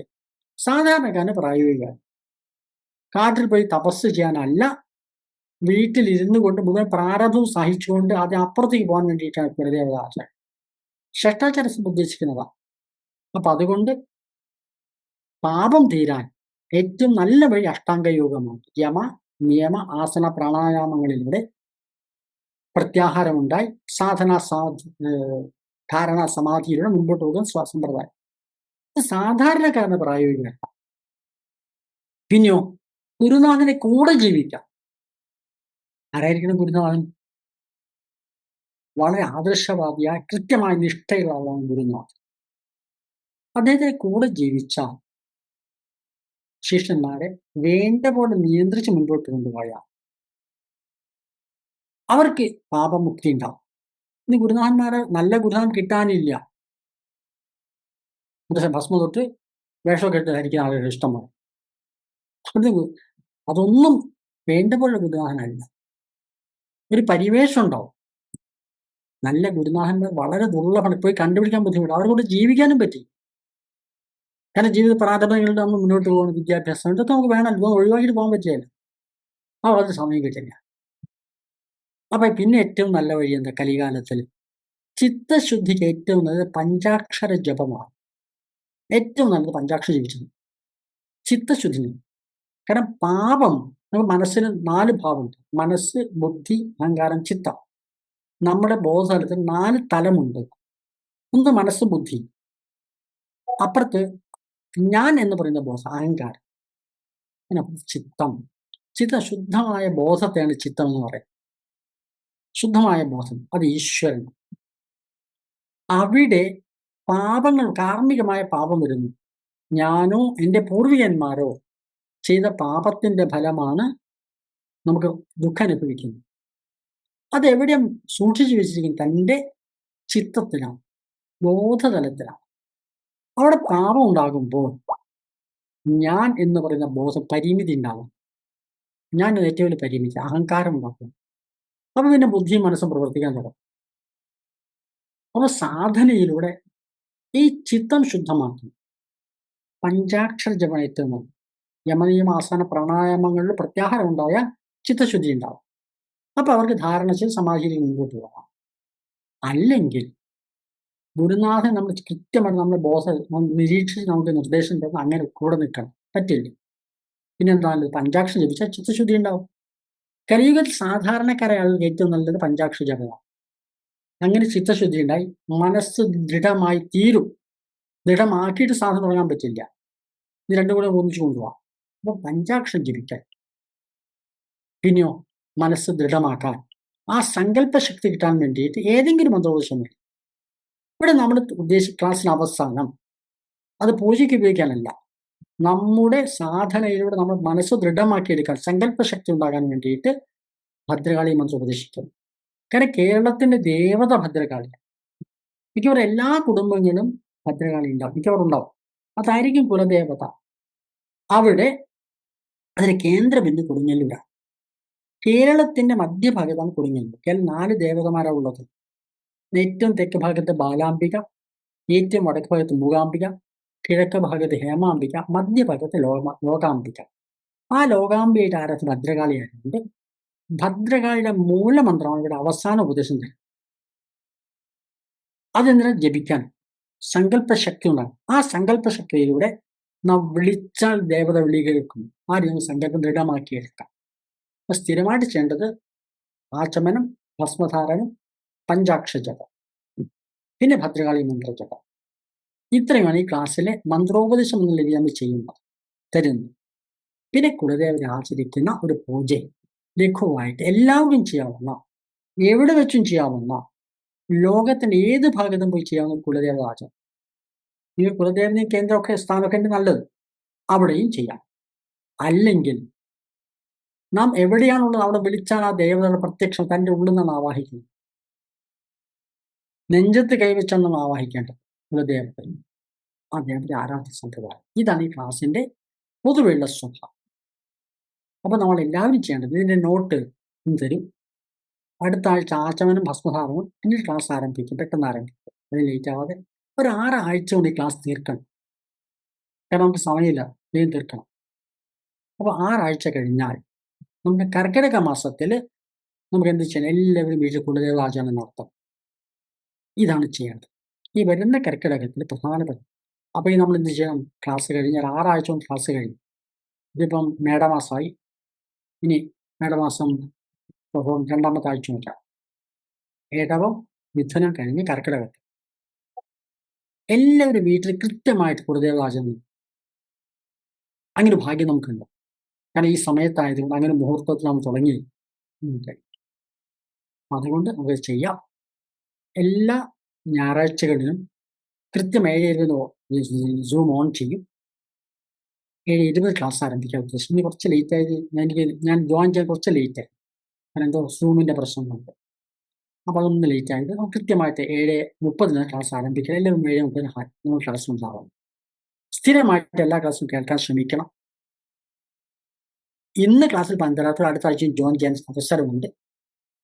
അപ്പോൾ നമുക്ക് ഇന്നത്തെ ലിങ്ക്, ഈ റെക്കോർഡഡ് വീഡിയോ, ഇന്നത്തെ ലിങ്ക് മുഴുവൻ ഈ റെക്കോർഡ് വീഡിയോ ഷെയർ ചെയ്യാം. നിങ്ങൾക്ക് പരിചയമുള്ള ആവശ്യമുള്ള ആൾക്കാർ, കുറേ ആളുകൾ വലിച്ച് കൊണ്ടുവരുന്നൊന്നും വേണ്ട. നിങ്ങൾ പറയുന്ന സുഹൃത്തുക്കളോ ബന്ധുക്കളോ ഒക്കെ അവരോട് പറയാം. ക്ലാസ്സിൽ 500 രൂപ അടയ്ക്കണം. മീൻസ് അത് 500 രൂപ ബുദ്ധിമുട്ടുള്ളവരാണെങ്കിൽ നമുക്ക് പരിഗണിക്കാവുന്നതാണ്. പണം ഉണ്ടാക്കാനൊന്നും ഒരു കാര്യം ചെയ്യുന്നത്. ഇന്നലെ എന്നോട് ഒരാൾ ഈ ക്ലാസ് ചേർന്ന ആൾ പറഞ്ഞു, വിഷുവായിട്ട് അത് 5000 രൂപയും വെക്കണം ക്ലാസ്സിൽ നിന്ന് പറഞ്ഞു. ഞാൻ പറഞ്ഞു 5000 രൂപ പറയാൻ എളുപ്പമാണ്, പണം ഉണ്ടാക്കാൻ എളുപ്പമാണ്. പക്ഷേ ശ്രേഷ്ഠാചാര സഭ സമ്പത്തുണ്ടാക്കുന്ന ഒരു സംഘടനയാണ്. ഹൈന്ദവ സമൂഹത്തിന് നവോത്ഥാനത്തിന് വേണ്ടി പ്രതിജ്ഞാബദ്ധമായ സംഘടന, കൂട്ടായ്മയാണ്. സംഘടനയല്ല, കൂട്ടായ്മയാണ് ശ്രേഷ്ഠാചാര സഭ. കുറേ ആൾക്കാർ ഇത് താല്പര്യം, കുറേ ആൾക്കാർ ഒന്നിച്ചിട്ട് ചെയ്യുന്നു, അത്രയേ ഉള്ളൂ. ഈ ക്രിയകൾ ഇന്നിപ്പോൾ മഞ്ചേരിയിൽ നമ്മൾ സംസ്കാര ക്രിയകളുടെ ക്ലാസ് ആരംഭിച്ചു. ഈ ക്ലാസ്സിലുള്ള ഒരാളാണ് പോയത്, എടുത്ത് 2 പേര് പോയി ക്ലാസ് ആരംഭിച്ചു. ഇന്ന് ഒറ്റ ദിവസം കൊണ്ട് അവരെ വാവുബലിയും പാർവണശ്രദ്ധവും ആണ്ടുബലിയും പഠിപ്പിച്ചു. ഒറ്റ ദിവസം മതിയൊക്കെ പഠിപ്പിക്കും. ഇത് വലിയ കാര്യമൊന്നുമല്ല. നമ്മൾ പേടിച്ചിരിക്കുക, പൂജ നമ്മൾ പേടിച്ചിരിക്കുക. പൂജ വളരെ തന്ത്രി മന്ത്രി എന്നൊക്കെ വിചാരിച്ചിരിക്കുക, ഒന്നും വേണ്ട. നമുക്ക് ചെയ്യാവുന്ന ഇവിടെ എല്ലാ ഹിന്ദുവിനെ ആരാധിക്കാവുന്ന തന്ത്രം സർവതല സ്പർശിയാണ്. വേദം അങ്ങനെ പഠിപ്പിക്കണം. കാരണം വേദം വേണ്ട പോലെ ചൊല്ലുകയാണെങ്കിൽ അത് സ്വരിച്ചു ചൊല്ലെങ്കിൽ ഫലമുള്ളൂ. അത് കുട്ടിക്കാലത്തെ പഠിക്കണം. മന്ത്രസ്ഥാനം ശരിയാവണമെങ്കിൽ, മന്ത്രത്തിൻ്റെ സ്വരം ശരിയാവണമെങ്കിൽ കുട്ടിക്കാലത്ത് പരിശീലിക്കണം. തൻ്റെ വോക്കൽ കോഡൊക്കെ അന്ന് ശരിയാക്കി എടുക്കുക. ശാസ്ത്രീയ സംഗീതം പോലെയാണ്. എന്നെങ്കിലും വേദം പഠിച്ചു. അപ്പോൾ വേദം പഠിക്കാൻ എല്ലാവർക്കും പറ്റില്ല. അതിന് 10-25 വർഷം ഒരു വേറെ ഒന്നും ചെയ്യാൻ പറ്റില്ല. വേദജ്ഞനായവർക്ക് വേറെ ഒരു കാര്യം പഠിക്കാൻ പറ്റില്ല. ജീവിത പ്രാരംഭത്തിൽ അതുകൊണ്ട് അയാൾ ജീവിതാവസാനം കൊണ്ട് നടക്കും. കാരണം ഭാരതത്തിലെ സാഹചര്യം, എഞ്ചിനീയർ ആയ ആൾ പിന്നെ ഡോക്ടറാൻ ശ്രമിക്കില്ല. മറ്റു നാടുകളൊക്കെ നടക്കും. പക്ഷേ ഇന്ത്യയിൽ അങ്ങനെ പറ്റില്ല. ഒരു കാര്യം പഠിച്ചാൽ തന്നെ. അതാണ് ഇവിടുത്തെ പ്രത്യേകത, വേദങ്ങളുടെ പ്രത്യേകത. പക്ഷെ തന്ത്രവും സർ ജോൺ വുഡ്രോഫ് പറഞ്ഞിട്ട്, എവിടെയാണോ കർപ്പൂരം കത്തുന്നത്, എവിടെയാണോ മണിയടിക്കുക, അവിടെ തന്ത്രമുണ്ട്. സർവതല ജാതിയോ മതമോ വർണ്ണമോ ഒന്നും ഇതിന് പരിമിതിയാണ്. എല്ലാവർക്കും ചെയ്യാവുന്ന തന്ത്രം. എത്ര പ്രായം ചെന്നാലും മനസ്സിലാക്കുക തന്ത്രം. തന്ത്രം സർവതല സ്പർശമാണ്. അവിടെ എല്ലാവർക്കും താന്ത്രികമായ അധികാരം ആർക്കുണ്ടെന്ന് ചോദിച്ചാൽ എല്ലാവർക്കും താന്ത്രികമായ അധികാരം. അമ്പലത്തിലെ തന്ത്രിയല്ല, പൂജ ചെയ്യും തന്ത്രമാണ്. താന്ത്രികാധികാരം എല്ലാവർക്കും ഉണ്ടെന്ന് 64 തന്ത്രഗ്രന്ഥങ്ങൾ പ്രത്യേകം എടുത്തു പറഞ്ഞു. വേദം എല്ലാവർക്കും പറ്റില്ല, പാടില്ല എന്നല്ല, പറ്റില്ല, അത്രേ ഉള്ളൂ. പക്ഷെ തന്ത്രം എല്ലാവർക്കും പറ്റും. കാരണം വിശ്വാസത്തിനാണ് പ്രാധാന്യം, സങ്കല്പത്തിനാണ് പ്രാധാന്യം. അത് കൃത്യമായിട്ട് അനുഭവിക്കാൻ വേണ്ടി കുലദേവതാരണങ്ങളിലൂടെയാണ് ഈ ക്ലാസ് മുൻപോട്ട് പോകാൻ നിങ്ങളെല്ലാവരും ഞാൻ സ്വാഗതം ചെയ്യുന്നു. സംശയമുണ്ട്, നിങ്ങൾക്ക് 10 മിനിറ്റ് നിങ്ങളുടെ ഒരു ക്രമം, ചോദിക്കേണ്ട ക്രമമുണ്ട്, ചോദിക്കാം. എന്തെങ്കിലും സംശയം ചോദിക്കാം. ഏത് സംശയം ഇന്ന് ചോദിച്ചാലും ഗ്രൂപ്പിൽ ഇട്ടാൽ മതി, അതിന് മറുപടി പറയാം. ക്ലാസ്സിൽ ചോദിച്ചാൽ ഗുണം, ഒരാൾ സംശയം ചോദിച്ചാൽ അത് അയാളുടെ മാത്രം സംശയമായിരിക്കില്ല, മറ്റ് പലർക്കും അത് ഗുണം ചെയ്യുന്നു. സംശയങ്ങൾ ചോദിക്കാം. ഒടുവിൽ എല്ലാം നിൽക്കണം. നാമം ജപിച്ച് ഇത് മുഴുവൻ സമർപ്പിച്ച ശേഷം ഈ ക്ലാസ് അവസാനിപ്പിക്കുന്നു. ഇപ്പോഴത്തെ കുറച്ച് പേര് വിട്ടുപോയി. അപ്പോൾ എല്ലാം ക്ലാസ് കഴിയുന്നവരെ നിൽക്കാം. ധൃതിയുള്ളവർ ക്ഷമാപൂർവ്വം 10 മിനിറ്റ് ക്ഷമിച്ചിരിക്കുക. കേട്ടില്ല? അപ്പോൾ ചോദിക്കാമെന്ന് പറഞ്ഞു കൊടുക്കും. 2 കാര്യം ചോദിക്കാം. ഒന്ന്, നമുക്കിവിടെ ചാറ്റ് ബോക്സിലിടാം, അല്ലെങ്കിൽ ഹാൻഡ് റൈസ് ചെയ്ത് സമ്പ്രദായമുണ്ട്, അത് ശ്യാം പറഞ്ഞു തരും. ഒരാൾ ചോദ്യം ചോദിച്ചു, അതിന് ഉത്തരം പറഞ്ഞാൽ മുന്നിൽ പോവാം. എന്താണ് ചോദ്യം ശ്യാം? ഒരാൾ ചോദിച്ചാൽ ചാറ്റ് ബോക്സിൽ 2 രീതിയിൽ ചോദ്യം ചോദിക്കാം വിശ്വേട്ടാ. ആ, ഒന്ന് ആ. അവർക്ക് ചാറ്റ് ബോക്സിലിടാം. അല്ലെങ്കിൽ റിയാക്ട് ബട്ടൺ ഉണ്ട്. ആ റിയാക്ട് ബട്ടണിൽ പോയാൽ അത് ക്ലിക്ക് ചെയ്താൽ ഒരു കൈ ഉയർത്തിപ്പിടിക്കുന്ന റൈസ് ഹാൻഡ് കാണാം. അങ്ങനെയും ചെയ്യാം.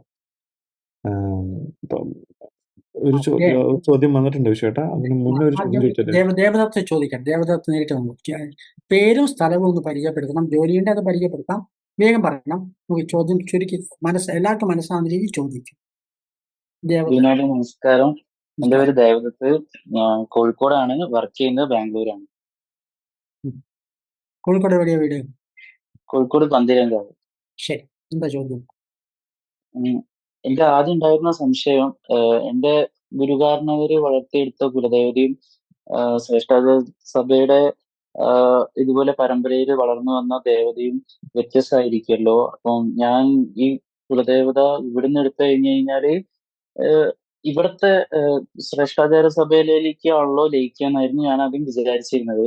ഇപ്പൊ മനസ്സിലായി സങ്കല്പം എന്റെ കുലദേവതയിലും മൂലമന്ത്രം പ്രധാനമായിട്ടുള്ള കൊടുങ്ങല്ലൂരിലെ ദേവതയിലും ആയതുകൊണ്ട്. പക്ഷെ നിങ്ങൾ തെറ്റിദ്ധരിച്ചു. കാരണം മന്ത്രം കൊടുക്കലും ഞാൻ പറഞ്ഞില്ല. ആണോ? മനസ്സിലായല്ലോ. നിങ്ങളുടെ കുലദേവനാണ് മന്ത്രം ഉപയോഗിച്ചില്ല. അത് ഞാൻ ക്ലാസ് എടുക്കാൻ പോകുന്നല്ലേ, ഞാൻ പറയാം. സങ്കല്പമാണ് പ്രധാനം, മന്ത്രത്തിനല്ല. ഈ ഭദ്രകാളിയ മന്ത്രം തന്നെ. കാരണം നിങ്ങൾക്ക് സങ്കല്പ ശക്തി ഉണ്ടാകാൻ വേണ്ടി നിങ്ങൾ ജപിക്കാൻ തരുന്നത് മാത്രമേ ഉള്ളൂ. നിങ്ങൾക്ക് പാരമ്പര്യ മതം കിട്ടിയാൽ ജപിച്ചാൽ മതി, അല്ലെങ്കിൽ ഇത് ജപിക്കാം. പിന്നെ ശ്രേഷ്ഠാചാര്യ സഭ ഈ തരം ഒരു ഗുരു പരമ്പര, ഒരു സംഘടനയല്ല ഇത്. ഒരു ഗുരു പരമ്പര പോകുമ്പോൾ ആ ഒരു ഗുരുവിനാണ് പ്രധാനം. എല്ലാ ഗുരു ഒന്നാണ്. മനസ്സിലായല്ലോ. അപ്പൊ ഗുരു പരമ്പരയാണ് ലയിക്കുന്നത് വേറെ രീതിയിൽ. അത് ഞാൻ പിന്നീട് പറയാം, വിശദീകരിച്ചാൽ എങ്ങനെയാ വരുന്നുള്ള കാര്യം. ഒരു കൺഫ്യൂഷൻ ആവശ്യമില്ല. നിങ്ങളുടെ കുലദേവത ആചരിക്കാനാണ് ഇവിടെ പഠിപ്പിക്കുന്നത്. നിങ്ങളുടെ ഗുരുകാരണന്മാരെ ആചരിക്കാനാണ് ഇവിടെ പഠിപ്പിക്കുന്നത്. കേട്ടോ? ഞാൻ ഈ മന്ത്രം ജപിച്ചാലും ഞാൻ വളർത്തിയെടുത്ത് ഞാൻ ചേരാൻ പോകുന്നതും ലയിക്കാൻ പോകുന്നതും എന്റെ കുലദേവതയിൽ തന്നെയാണ്. അതെ, അതാണ് ഈ ക്ലാസ്സിന്റെ ഉദ്ദേശം. പിന്നെ ഒരു ചോദ്യം, 2 ചോദ്യം വന്നിട്ടുണ്ട്. ഗണപതിയുടെ ചോദ്യം വന്നു. ചോദിക്കും ചാറ്റ് ബോക്സ് ചോദിക്കും. ഞാൻ കാണുന്നില്ല. 3-4 എണ്ണം ഉണ്ട് വിശ്വേട്ടാ. ചോദിക്കും ഓരോന്ന്. ആദ്യം ചോദിക്കും. ദേവി കവചം മന്ത്രത്തെ കുറിച്ച് ഒന്ന് പറയാമോ? ഞാൻ പറയാം. ഇപ്പൊ പറഞ്ഞ ഒരു സമയം പോകും. ദേവി കവചം ഞാൻ പറയാം, ക്ലാസ്സോട് ഞാൻ പറയാം. കേട്ടോ? അത് നമ്മുടെ വിഷയമാണ്. അത് ആ സമയത്ത് വിശദീകരിച്ച് പറയാം. പിന്നെയോ? പിന്നെ എന്റെ കുലദേവത ബന്ധനത്തിലാണെന്ന് പറയുന്നു, എന്തു ചെയ്യും? നിങ്ങളുടെ കുലദേവത ബന്ധനത്തിലാണെന്ന് പറയുന്നത് താത്വികമായിട്ട് ശരിയൊക്കെ ആയിരിക്കാം. പക്ഷെ അതിനെ നിങ്ങളുടെ അമ്മ ബന്ധനത്തിലാണ്. ആരാ മോചിപ്പിക്കേണ്ടത്? നമ്മൾ തന്നെയാണ്, വേറെ ആരുമല്ല. മനസ്സിലായി? നിങ്ങളുടെ അമ്മയാണ് ബന്ധനത്തിൽ. ശക്തി കുറഞ്ഞാലല്ലേ ബന്ധിക്കാൻ പറ്റുള്ളൂ. അർച്ചകസ്യ പ്രഭാവേന ശിലാഭവതി ശങ്കര. അർച്ചകന്റെ പ്രഭാവം കൊണ്ടാണ് ശില ശങ്കരനായി ഭവിക്കുന്നത്. ശങ്കരന്റെ കഴിവല്ല. ശിലയിൽ പോലും അതിനെ ഈശ്വരനെ മാറ്റുന്നത് അർച്ചകന്റെ പ്രഭാവമാണ്. നിങ്ങളുടെ കുലദേവത ആരാധിക്കേണ്ടത് ആരാ? നിങ്ങളാണ്, ആ കുടുംബത്തിലാണ്. അത് വിട്ടു കളഞ്ഞു. അപ്പൊ അതുകൊണ്ട് നിങ്ങൾ അത് വേണ്ട പോലെ ആരാധിക്കാൻ തുടങ്ങിയാൽ ദേവതയ്ക്ക് ചൈതന്യം വർദ്ധിക്കും. പൂജയിലൂടെ ദേവതയ്ക്ക് ചൈതന്യം വർദ്ധിക്കും. സ്വയം അത് ബന്ധമൊക്കെ പുറത്തു വരും. അല്ലാതെ പ്രത്യേകിച്ചൊരു ക്രിയയിലൂടെ അല്ല വരുന്നത്. നിങ്ങൾ സാധന ചെയ്ത് ആ ദേവത ശക്തിയാക്കിയാൽ ആ ദേവത സ്വയം അതിൽ നിന്ന് രക്ഷപ്പെടും. ഇതാണ് എനിക്ക് ഈ കാര്യത്തെപ്പറ്റി പറയാൻ. പ്രശ്നം വെച്ചാൽ ക്രിയ ചെയ്യണം എന്നൊക്കെ പറയാൻ ചെയ്യാം. ചെയ്താൽ പോലും ദേവത ശക്തമല്ലെങ്കിൽ വീണ്ടും ആരെയും ഒന്ന് ബന്ധിക്കും. ദുർബലന്മാരെയല്ലേ ബന്ധിക്കാൻ പറ്റുള്ളൂ. ഇപ്പോൾ നിങ്ങളുടെ ദേവത ദുർബലമാണെന്ന അർത്ഥം. ശക്തമാക്കാൻ നിങ്ങൾ ആ കുടുംബത്തിലുള്ളവരെ തപശക്തിയോടെ വളർത്തിയെടുക്കണം, വർദ്ധിപ്പിച്ചെടുക്കണം. നിങ്ങളുടെ ഉള്ളിലാണ് നിങ്ങളുടെ കുലദേവത. എനിക്ക് പറയാൻ. ശരി, പിന്നെന്താ? പിന്നെ ചേട്ടാ 2-3 ഹാൻഡ് റൈസ് ചെയ്തിട്ടുണ്ട്. ബാലു ചോദിച്ചോളൂ. ബാലു.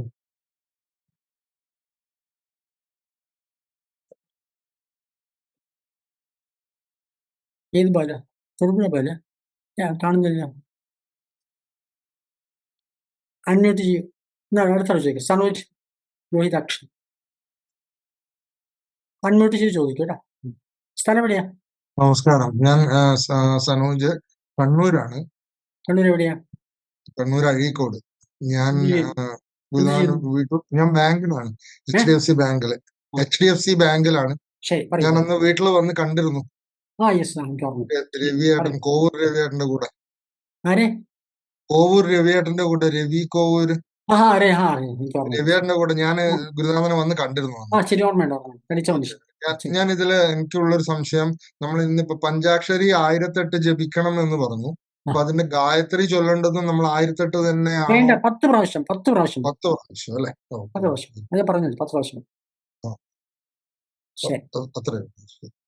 ബാലു ചോദിക്കോ? ബാലു ചോദിച്ചല്ലോ. ബാലു ഒന്ന് ചേട്ടാ, ഞാനേ പട്ടാണിയാണ് സ്ഥലം. ഞാൻ അവിടെ 2023 ഈ ഇതിന്റെ ഈ ആചരണം കറക്റ്റ് ചെയ്യുന്നതാണ്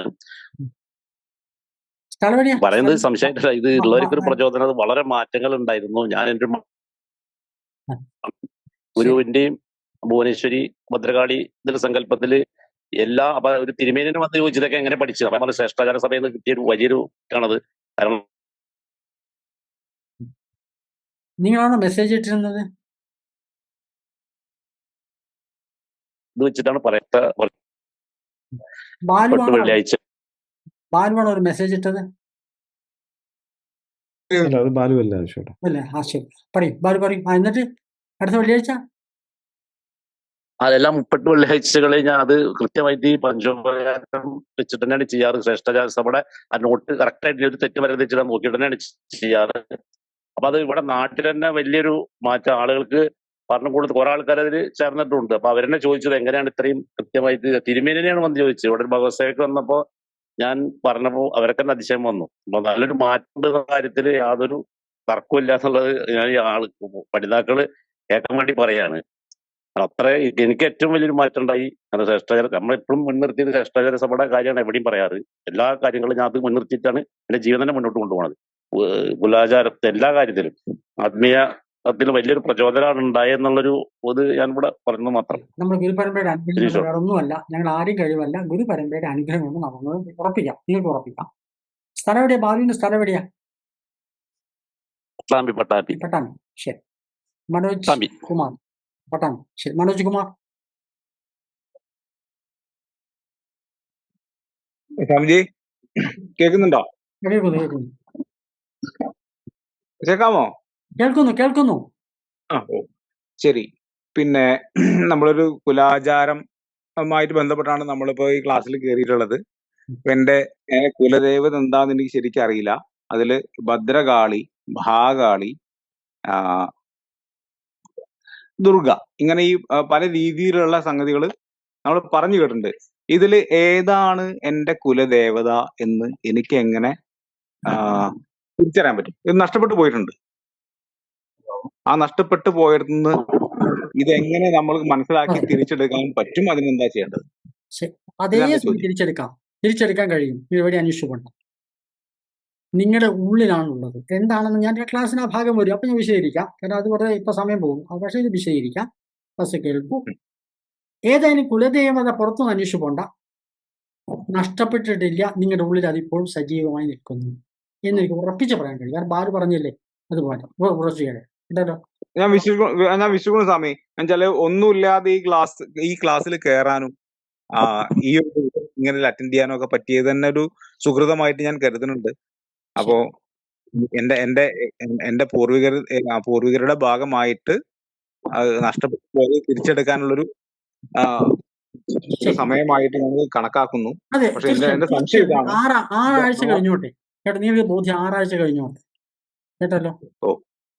ചെയ്യാം കേട്ടോ. ശരി, നമസ്കാരം സ്വാമിജി. നമസ്കാരം. സുജിത് KS എന്ന് പറഞ്ഞു. സ്ഥലം എവിടെയാ? കേൾക്കാം. സുജിത്തിന്റെ സ്ഥലം എവിടെയാ? ഞാൻ തൊടുപുഴ അടുത്ത് വണ്ണപ്പുറം എന്ന് പറഞ്ഞ സ്ഥലത്താണ് വീടുള്ളത്. ഇപ്പൊ ജോലി ചെയ്യുന്നത് ദുബായിലാണ്. ശരി. അപ്പൊ എനിക്ക് ഇതില് ഒരു സംശയം എന്താണെന്ന് വെച്ച് കഴിഞ്ഞാല്, നമ്മളിപ്പോ ഈ പഞ്ചാക്ഷരി മന്ത്രം 1008 തവണ ചൊല്ലണമെന്ന് പറഞ്ഞിട്ടുണ്ടായിരുന്നല്ലോ. അത് ഓം നമ ശിവായ അല്ലേ 1008 ദിവസം എല്ലാ ദിവസവും ചൊല്ലേണ്ടത്? ഓം നമ ശിവായ 1008 തവണ. ഗായത്രി 10 പ്രാവശ്യം. പിന്നെ ഞാൻ വേറൊരു സംശയം ചോദിച്ചോട്ടെ. എനിക്ക് നേരത്തെ തൊട്ട് ഇങ്ങനെ ഈ കുറച്ച് സ്വപ്ന ദർശനങ്ങളും കാര്യങ്ങളൊക്കെ ഉണ്ടായിരുന്നേ. അപ്പൊ അത് എന്താ ചെയ്യേണ്ടത്, ഏതാ ചെയ്യേണ്ടതെന്നൊന്നും നമുക്ക് അറിയുന്നുണ്ടായില്ല. അതിപ്പോ നമ്മൾ ഈ കാര്യങ്ങളൊക്കെ പോകുമ്പോഴത്തേക്ക് അതിനൊക്കെ ഒരു വ്യക്തത വരുമായിരിക്കും അല്ലേ? നിങ്ങൾ വ്യക്തിപരമായിട്ട് ഒരു 2 ആഴ്ച കഴിഞ്ഞ് എന്നെ വിളിക്കും. കുറച്ച് 2 ആഴ്ച ജപം കഴിഞ്ഞ ശേഷം നിങ്ങൾ എന്നെ വിളിക്കും. ഞാൻ കൃത്യമായിട്ട് മറുപടി. അത് പൊതുവായിട്ട് പറയുന്ന കാര്യമല്ലല്ലോ. കേട്ടോ? ശരി. പിന്നെ കഴിഞ്ഞോ? ചാറ്റ് ബോക്സ് എന്താ ഉള്ളത്? ചാറ്റ് ബോക്സിൽ കുറച്ച് ചോദ്യങ്ങളുണ്ട് വിശ്വേട്ടാ. ചോദിക്കും. കഴിഞ്ഞു. 40 മിനിറ്റ് എടുക്കാം. കേട്ടോ? ശരി. മുൻകാലങ്ങളിൽ ഗണപതി ഉണ്ടായിരുന്നോ? ഉണ്ടായിരുന്നെങ്കിൽ എങ്ങനെയാണ് ആരാധിച്ചിരുന്നത്, പ്രത്യേകിച്ച് കുലദേവത ആരാധനയിൽ? അതെ. അപ്പം 2 കാര്യങ്ങൾ. ഒന്ന്, കാവുകൾ ഗണപതിയെ പ്രതിഷ്ഠയില്ല. ക്ഷേത്രങ്ങളിൽ ഗണപതിക്ക് പ്രതിഷ്ഠ നിർബന്ധമാണ്. കാവുകളിൽ ക്ഷേത്രത്തിൽ ഗുരു ഉണ്ടാവില്ല. കാവുകളിൽ പൊതുവെ ഗണപതിയില്ല. പക്ഷെ കുലദേവത ഗണപതിയായിട്ടുള്ള പാരമ്പര്യമുണ്ട്. പ്രത്യേകിച്ച് ഇവിടുത്തെ ഭാരത ഏറ്റവും വലിയ വ്യവസായം ഒരു കാലത്ത് നെയ്ത്തായിരുന്നു. ലോകത്തെ ഏറ്റവും വലിയ വ്യവസായം നെയ്ത്തായിരുന്നു. അത് പാരമ്പര്യം തുടർന്ന് ഗണപതി ഉപാസിച്ചിരുന്നു. അതിനെയും ആരാധിക്കാവുന്ന സമ്പ്രദായമാണ്. ആ രീതി തന്നെയാണ് ഇവിടെ പഠിപ്പിക്കുന്നത്. അപ്പൊ അവര് ആ സങ്കല്പതനുസരിച്ച് ആ ഗണപതി ആരാധിക്കാനുള്ള സമ്പ്രദായം ഈ ക്ലാസ് കഴിഞ്ഞ് മനസ്സിലാവും. എന്താണെന്ന് മനസ്സിലാവും. പാരമ്പര്യം എന്തൊക്കെയാണ്? അല്ലെങ്കിൽ കാവുകളിൽ ഗണപതിയെ പ്രതിഷ്ഠിച്ചാൽ അവിടെ മിക്കവാറും അപകടം ഉണ്ടാവാറ്. ചെയ്യാറില്ല. ആവശ്യമില്ല. കാരണം 2 സങ്കല്പത്തിന് വ്യത്യാസമുണ്ട്. ഞാൻ ക്ലാസ്സിൽ മുൻപോട്ട് പോകുമ്പോൾ ഞാൻ പറഞ്ഞുതരാം. ഇങ്ങനെ എന്താ വ്യത്യാസം, ക്ഷേത്രങ്ങളുടെ പ്രത്യേകത എന്താണ്, ഇവിടെ എന്തുകൊണ്ട് ഗണപതി വന്നു, എന്തുകൊണ്ട് ഗുരു ഇവിടെ വന്നു, 2 വ്യത്യാസം ഞാൻ പറയാം. കേട്ടോ? ശരി. പിന്നെന്താ? ചേട്ടാ, വിഷ്ണു പ്രസാദാണ്, അത് വ്യക്തമല്ല അദ്ദേഹം ചോദിച്ചത്. മലയിൽ ജപിക്കാനാവുമോ? മലയിൽ ജപിക്കാനാകുമോ എന്നാണ് കണ്ടത്. ഇപ്പൊ എന്താ മനസ്സിലായില്ല. മലയിൽ ജപിക്കാനോ? മലയിലോ സമുദ്ര തീരത്തോ സമുദ്രത്തിൽ എവിടെ ജപിക്കാം? പ്രത്യേക സ്ഥലമൊന്നുമില്ല. കേട്ടല്ലോ? അപ്പം പ്രപഞ്ചത്തിൽ എവിടെയും ജപിക്കാം. പ്രശ്നമൊന്നുമില്ല. കാരണം ഈശ്വരൻ എല്ലായിടത്തും ഉണ്ട്. ഈശ്വരൻ ഒരിടത്തും അല്ല, എല്ലായിടത്തും പ്രപഞ്ചം നിറഞ്ഞിരിക്കുന്ന ചൈതന്യത്തിൽ നാം ഈശ്വരൻ എന്ന് പറയും. ഇവിടെ എവിടെയൊന്നും ജപിക്കാം. പിന്നെയോ? ചേട്ടാ, ഭുവനേശ്വരിയാണ് കുടുംബദേവത. മന്ത്രവും പൂജയും അറിയില്ല. ഭുവനേശ്വരി മന്ത്രവും പൂജാരീതിയും ലഭിക്കുമോ? അതെ. ഇവിടെ എനിക്ക് തോന്നുന്നു, ഞാൻ പറഞ്ഞു പൂർണ്ണ ശരിയല്ല, ഇത് മാത്രമേ ഞാൻ ചോദ്യമുള്ളൂ. മിക്കവാറും തറവാടുകൾ ഭുവനേശ്വരിയോ ഒക്കെ ഉണ്ടാവും. അത് ശാക്തേയമായ സമ്പ്രദായം പൂജിക്കാറ്. ആ ദേവതയിൽ അത് ഉപാസനാ ബലത്തിന് വേണ്ടി വർഷത്തോട് പൂജ ഉണ്ടാവും. കുലദേവത എന്നതിൽ സ്ഥിരം ആരാധിക്കുന്നത്, പൊതുവായിട്ട് ആരാധിക്കുന്നത് ഇത് രഹസ്യമാണ്. അതുകൊണ്ട് എനിക്ക് തോന്നുന്നു, അത് നിങ്ങൾ നേരിട്ട് വിളിക്കും, ഞാൻ പറയാം, ഒന്നുകൂടെ സംസാരിച്ച് വ്യക്തമാക്കാം. അതുകൊണ്ട് അതാണ് സാധ്യത. അതല്ല ഇവിടെ പഠിപ്പിക്കുന്നത്. പൊതുവായിട്ട് എല്ലാവർക്കും ആരാധിക്കാവുന്ന സമ്പ്രദായം ഇതിൽ പഠിപ്പിക്കും. ആ രഹസ്യ സ്വഭാവമുള്ളത് അത് പാരമ്പര്യ രീതിയിൽ അല്ലെങ്കിൽ തന്നെ പഴയ സമ്പ്രദായം പറയാൻ പറ്റും. പക്ഷെ അത് ഇവിടെ പൊതുവായി എടുക്കുന്നില്ല. അത് സ്വകാര്യമായിട്ട് ആവശ്യമുള്ള പറഞ്ഞു കൊടുക്കാവുന്നതേ ഉള്ളൂ എനിക്ക് സമ്പ്രദായം. കേട്ടല്ലോ? അത് നേരിട്ട് വിളിക്കും, ഞാൻ വിശദീകരിക്കാം. പൊതുവെ ബാലാംബികയെയും ശിവന്റെയും അതുപോലെ തന്നെ ഭുവനേശ്വർ സാധാരണ കുടുംബങ്ങളിൽ വർഷത്തോട് പൂജ ഉണ്ടാവും. ആ കുടുംബത്തിൽ ഉപാസന ബലത്തിൽ ഒരാളെ ചെയ്യാറുള്ളൂ സാധാരണ. കാരണം ഒരാളെ ചെയ്യും. പൊതുവായിട്ട് ചെയ്യുന്ന അതല്ല. അതാണ് ഇവിടെ പഠിപ്പിക്കുന്നത്. ശരി. പിന്നെന്താ? ചേട്ടാ, പഞ്ചാക്ഷരി ജപവും ഗായത്രിയും എന്നിവ ജപിച്ച ശേഷം ഋഷി, ഛന്ദസ്, ദേവത എന്നിവ ചെയ്യണോ? വേണം. തുടങ്ങുമ്പോൾ അവസാനിക്കുമ്പോൾ ഋഷി, ഛന്ദസ്, ദേവത വേണം. മന്ത്രം ജപിക്കുമ്പോൾ ഇപ്പോൾ ജപിച്ചു തുടങ്ങിക്കോളൂ. അതിന്റെ PDF നിങ്ങൾക്ക് തരും. ഈ വീഡിയോ കേട്ടാൽ 1-2 ദിവസം അത് ഷെയർ ചെയ്യും. അതൊന്ന് എഡിറ്റ് ചെയ്ത് ഷെയർ ചെയ്യാം. അപ്പൊ അത് കേട്ടാൽ മനസ്സിലാവും. നന്നായി കേൾക്കണം. ഈ വീഡിയോ നിങ്ങൾ കേൾക്കണം. സ്ഥിരമായിട്ട് 2-3 പ്രാവശ്യം കേൾക്കണം. ഷെയർ ചെയ്യണം. PDF നിങ്ങൾക്ക് വേഗം തരും. ഇത് ഈ ആഴ്ച തരേണ്ടാവില്ല. പഞ്ചാക്ഷരി, കാരണം അതിന്റെ ഭസ്മധാരണം ആചമനം ചേർത്തിട്ടാണ് അതിന്റെ PDF. കേട്ടോ? ഇടയ്ക്ക് നമശിവായ ജപിക്കും. ഓർമ്മയുള്ളവര് ആ മന്ത്രം ജപിക്കും. ഗായത്രി ജപിക്കും. ഇല്ല, പഞ്ചാക്ഷരം മാത്രം ജപിച്ചു തുടങ്ങിക്കോളും. നാളെ രാവിലെ മുതൽ പഞ്ചാക്ഷരം, ഇന്ന് ഇത് കഴിഞ്ഞ് കുറച്ച് ജപിക്കാം. നല്ല ദിവസമാണ്. നാളെ രാവിലെ മുതൽ നിങ്ങൾ ജപിച്ചു തുടങ്ങും. പഞ്ചാക്ഷരം ജപിക്കും. ശരി. പിന്നെന്താ? കുറച്ച് ചോദ്യങ്ങളൂടെ ഉണ്ട് വിഷയട്ടാ, ചോദിക്കാമോ? ചോദിക്കൂ. 10 മിനിറ്റ് എടുക്കാൻ. ദേവതയെ അറിയില്ലെങ്കിൽ എന്താണ് ചെയ്യേണ്ടത്? അത് വിശദീകരിക്കും. ക്ലാസ് തുടങ്ങുമ്പോൾ നമ്മൾ ക്ലാസ് കുലദേവ തുടങ്ങുമ്പോൾ നമ്മൾ വിശദീകരിക്കും. വ്യക്തമായിട്ട് നിങ്ങൾക്ക് മനസ്സിലാവും. നേരത്തെ പറഞ്ഞു തരാം. ഇത് എന്താ അറിയൊന്നും വേണ്ട. നിങ്ങളുടെ ഉള്ളിലാണ് ഉള്ളത്. ഉള്ളിലേക്ക് നോക്കൂ. ആ ഉള്ളിലേക്ക് നോക്കാനുള്ള ടെക്നിക്ക് ഇവിടെ പഠിപ്പിക്കാം. അതേ വേണ്ടു. നിങ്ങൾ പുറത്തുനിന്ന് പോയി അന്വേഷിക്കേണ്ട. നഷ്ടപ്പെട്ടൊന്നുമില്ല. നിങ്ങളുണ്ടോ നിങ്ങളുടെ ഗുരുകാരണവരും ഗുരുദേവരും. ശരി, പിന്നെന്താ? വിശ്വേട്ടൻ നേരിട്ട് കാണാൻ എന്താണ് ചെയ്യേണ്ടതെന്ന് ചോദിക്കും. ഞാൻ പ്രത്യേകം കാണുന്നുണ്ടല്ലോ. കണ്ണു തുറന്ന് നോക്കാം. നേരെ മുന്നിൽ ഞാനുണ്ട്. ഞാൻ കോഴിക്കോട്ടെ താമസിക്കുന്നത്. ഒന്നും പ്രത്യേകതയില്ല. നിങ്ങൾ സങ്കല്പത്തിനനുസരിച്ചുള്ള ഗുരു എന്നല്ല ഞാൻ. മനസ്സിലായല്ലോ. അതുകൊണ്ട് നമ്മൾ സാധാരണക്കാരൊരു മനുഷ്യനാണ്. ഈ നഗരത്തിലൂടെ മിക്കവാറും മുണ്ടൊക്കെ മാടിക്കെട്ടി നടക്കുന്ന ഒരു മനുഷ്യനാണ്. അതുകൊണ്ട് നിങ്ങൾ അങ്ങനെയുള്ള പ്രശ്നം ഇവിടെ വരണ്ട. ഇവിടെ കുറച്ചു മുമ്പ് ഒരാൾ വന്നു. രാവിലെ തന്നെ വീട്ടിൽ ഗേറ്റിൽ മുട്ടി. ഞാൻ സാധാരണ എണീച്ചെടുക്കാൻ എണീക്കാം. സ്വസ്ഥമായിട്ട് എണീക്കാം. അപ്പൊ അയാൾ നേരത്തെ വന്നു.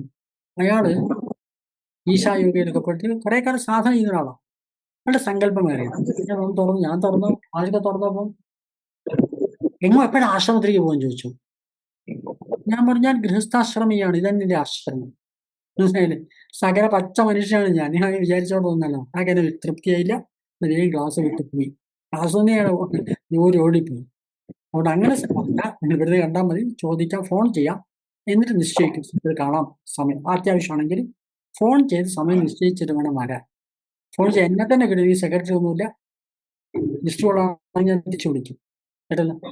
ശരി, ബാക്കി ചോദ്യം അടുത്ത ആഴ്ച ആക്കിയാലോ? സമയം കഴിക്കും. ഭക്ഷണം കഴിക്കാൻ ലേറ്റ് ആയി കേട്ടോ. ഇനി ഷുഗറുള്ള നാമജപം അവസാനിപ്പിക്കും. അല്ലെങ്കിൽ നിവർന്നിരിക്കുക. വാമദേവ ഋഷി പങ്ക്തിച്ഛന്ദ സദാശിവരുദ്രോ ദേവത. ഓം നമ ശിവായ. ഓം നമ ശിവായ. ഓം നമ ശിവായ. വാമദേവ ഋഷി പങ്ക്തിച്ഛന്ദ സദാശിവരുദ്രോ ദേവത. ഗുരുർ ബ്രഹ്മ ഗുരുർ വിഷ്ണു ഗുരുർദേവോ മഹേശ്വര ഗുരു സാക്ഷാത് പരബ്രഹ്മ തസ്മൈ ശ്രീ ഗുരവേ നമഃ. അഖണ്ഡമണ്ഡലാകാരം വ്യാപ്തം യേന ചരാചരം തത്പദം ദർശിതം യേന തസ്മൈ ശ്രീ ഗുരവേ നമഃ. ശുക്ലാംബരധരം വിഷ്ണും ശശിവർണം ചതുർഭുജം പ്രസന്നവദനം ധ്യായേത് സർവവിഘ്നോപശാന്തയേ. ഓം അസതോ മാ സദ്ഗമയ തമസോ മാ ജ്യോതിർഗമയ മൃത്യോർമാ അമൃതം ഗമയ. ഓം പൂർണ്ണമദ പൂർണ്ണമിദം പൂർണ്ണാത് പൂർണ്ണമുദച്യതേ പൂർണ്ണസ്യ പൂർണ്ണമാദായ പൂർണ്ണമേവാവശിഷ്യതേ. ഓം ശാന്തി ശാന്തി ശാന്തി. സംശയം നിങ്ങളെ ഗ്രൂപ്പിൽ ഷെയർ ചെയ്താൽ സൗണ്ട് ഞാൻ മറുപടി പറയാം. അതിൽ നിവർന്നിരിക്കാം. ഈ അധ്യയനം നമുക്ക് നമ്മുടെ കുടുംബത്തിനും മുഴുവൻ ഹിന്ദു സമൂഹത്തിന് ഉപകാരപ്രദമാവട്ടെ എന്ന് പ്രാർത്ഥിക്കാം.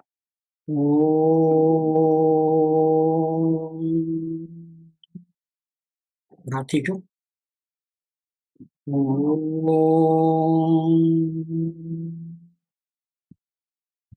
അടുത്ത ആഴ്ച ഇതേ സമയത്ത് വീണ്ടും കാണാം. എല്ലാവർക്കും നമസ്കാരം.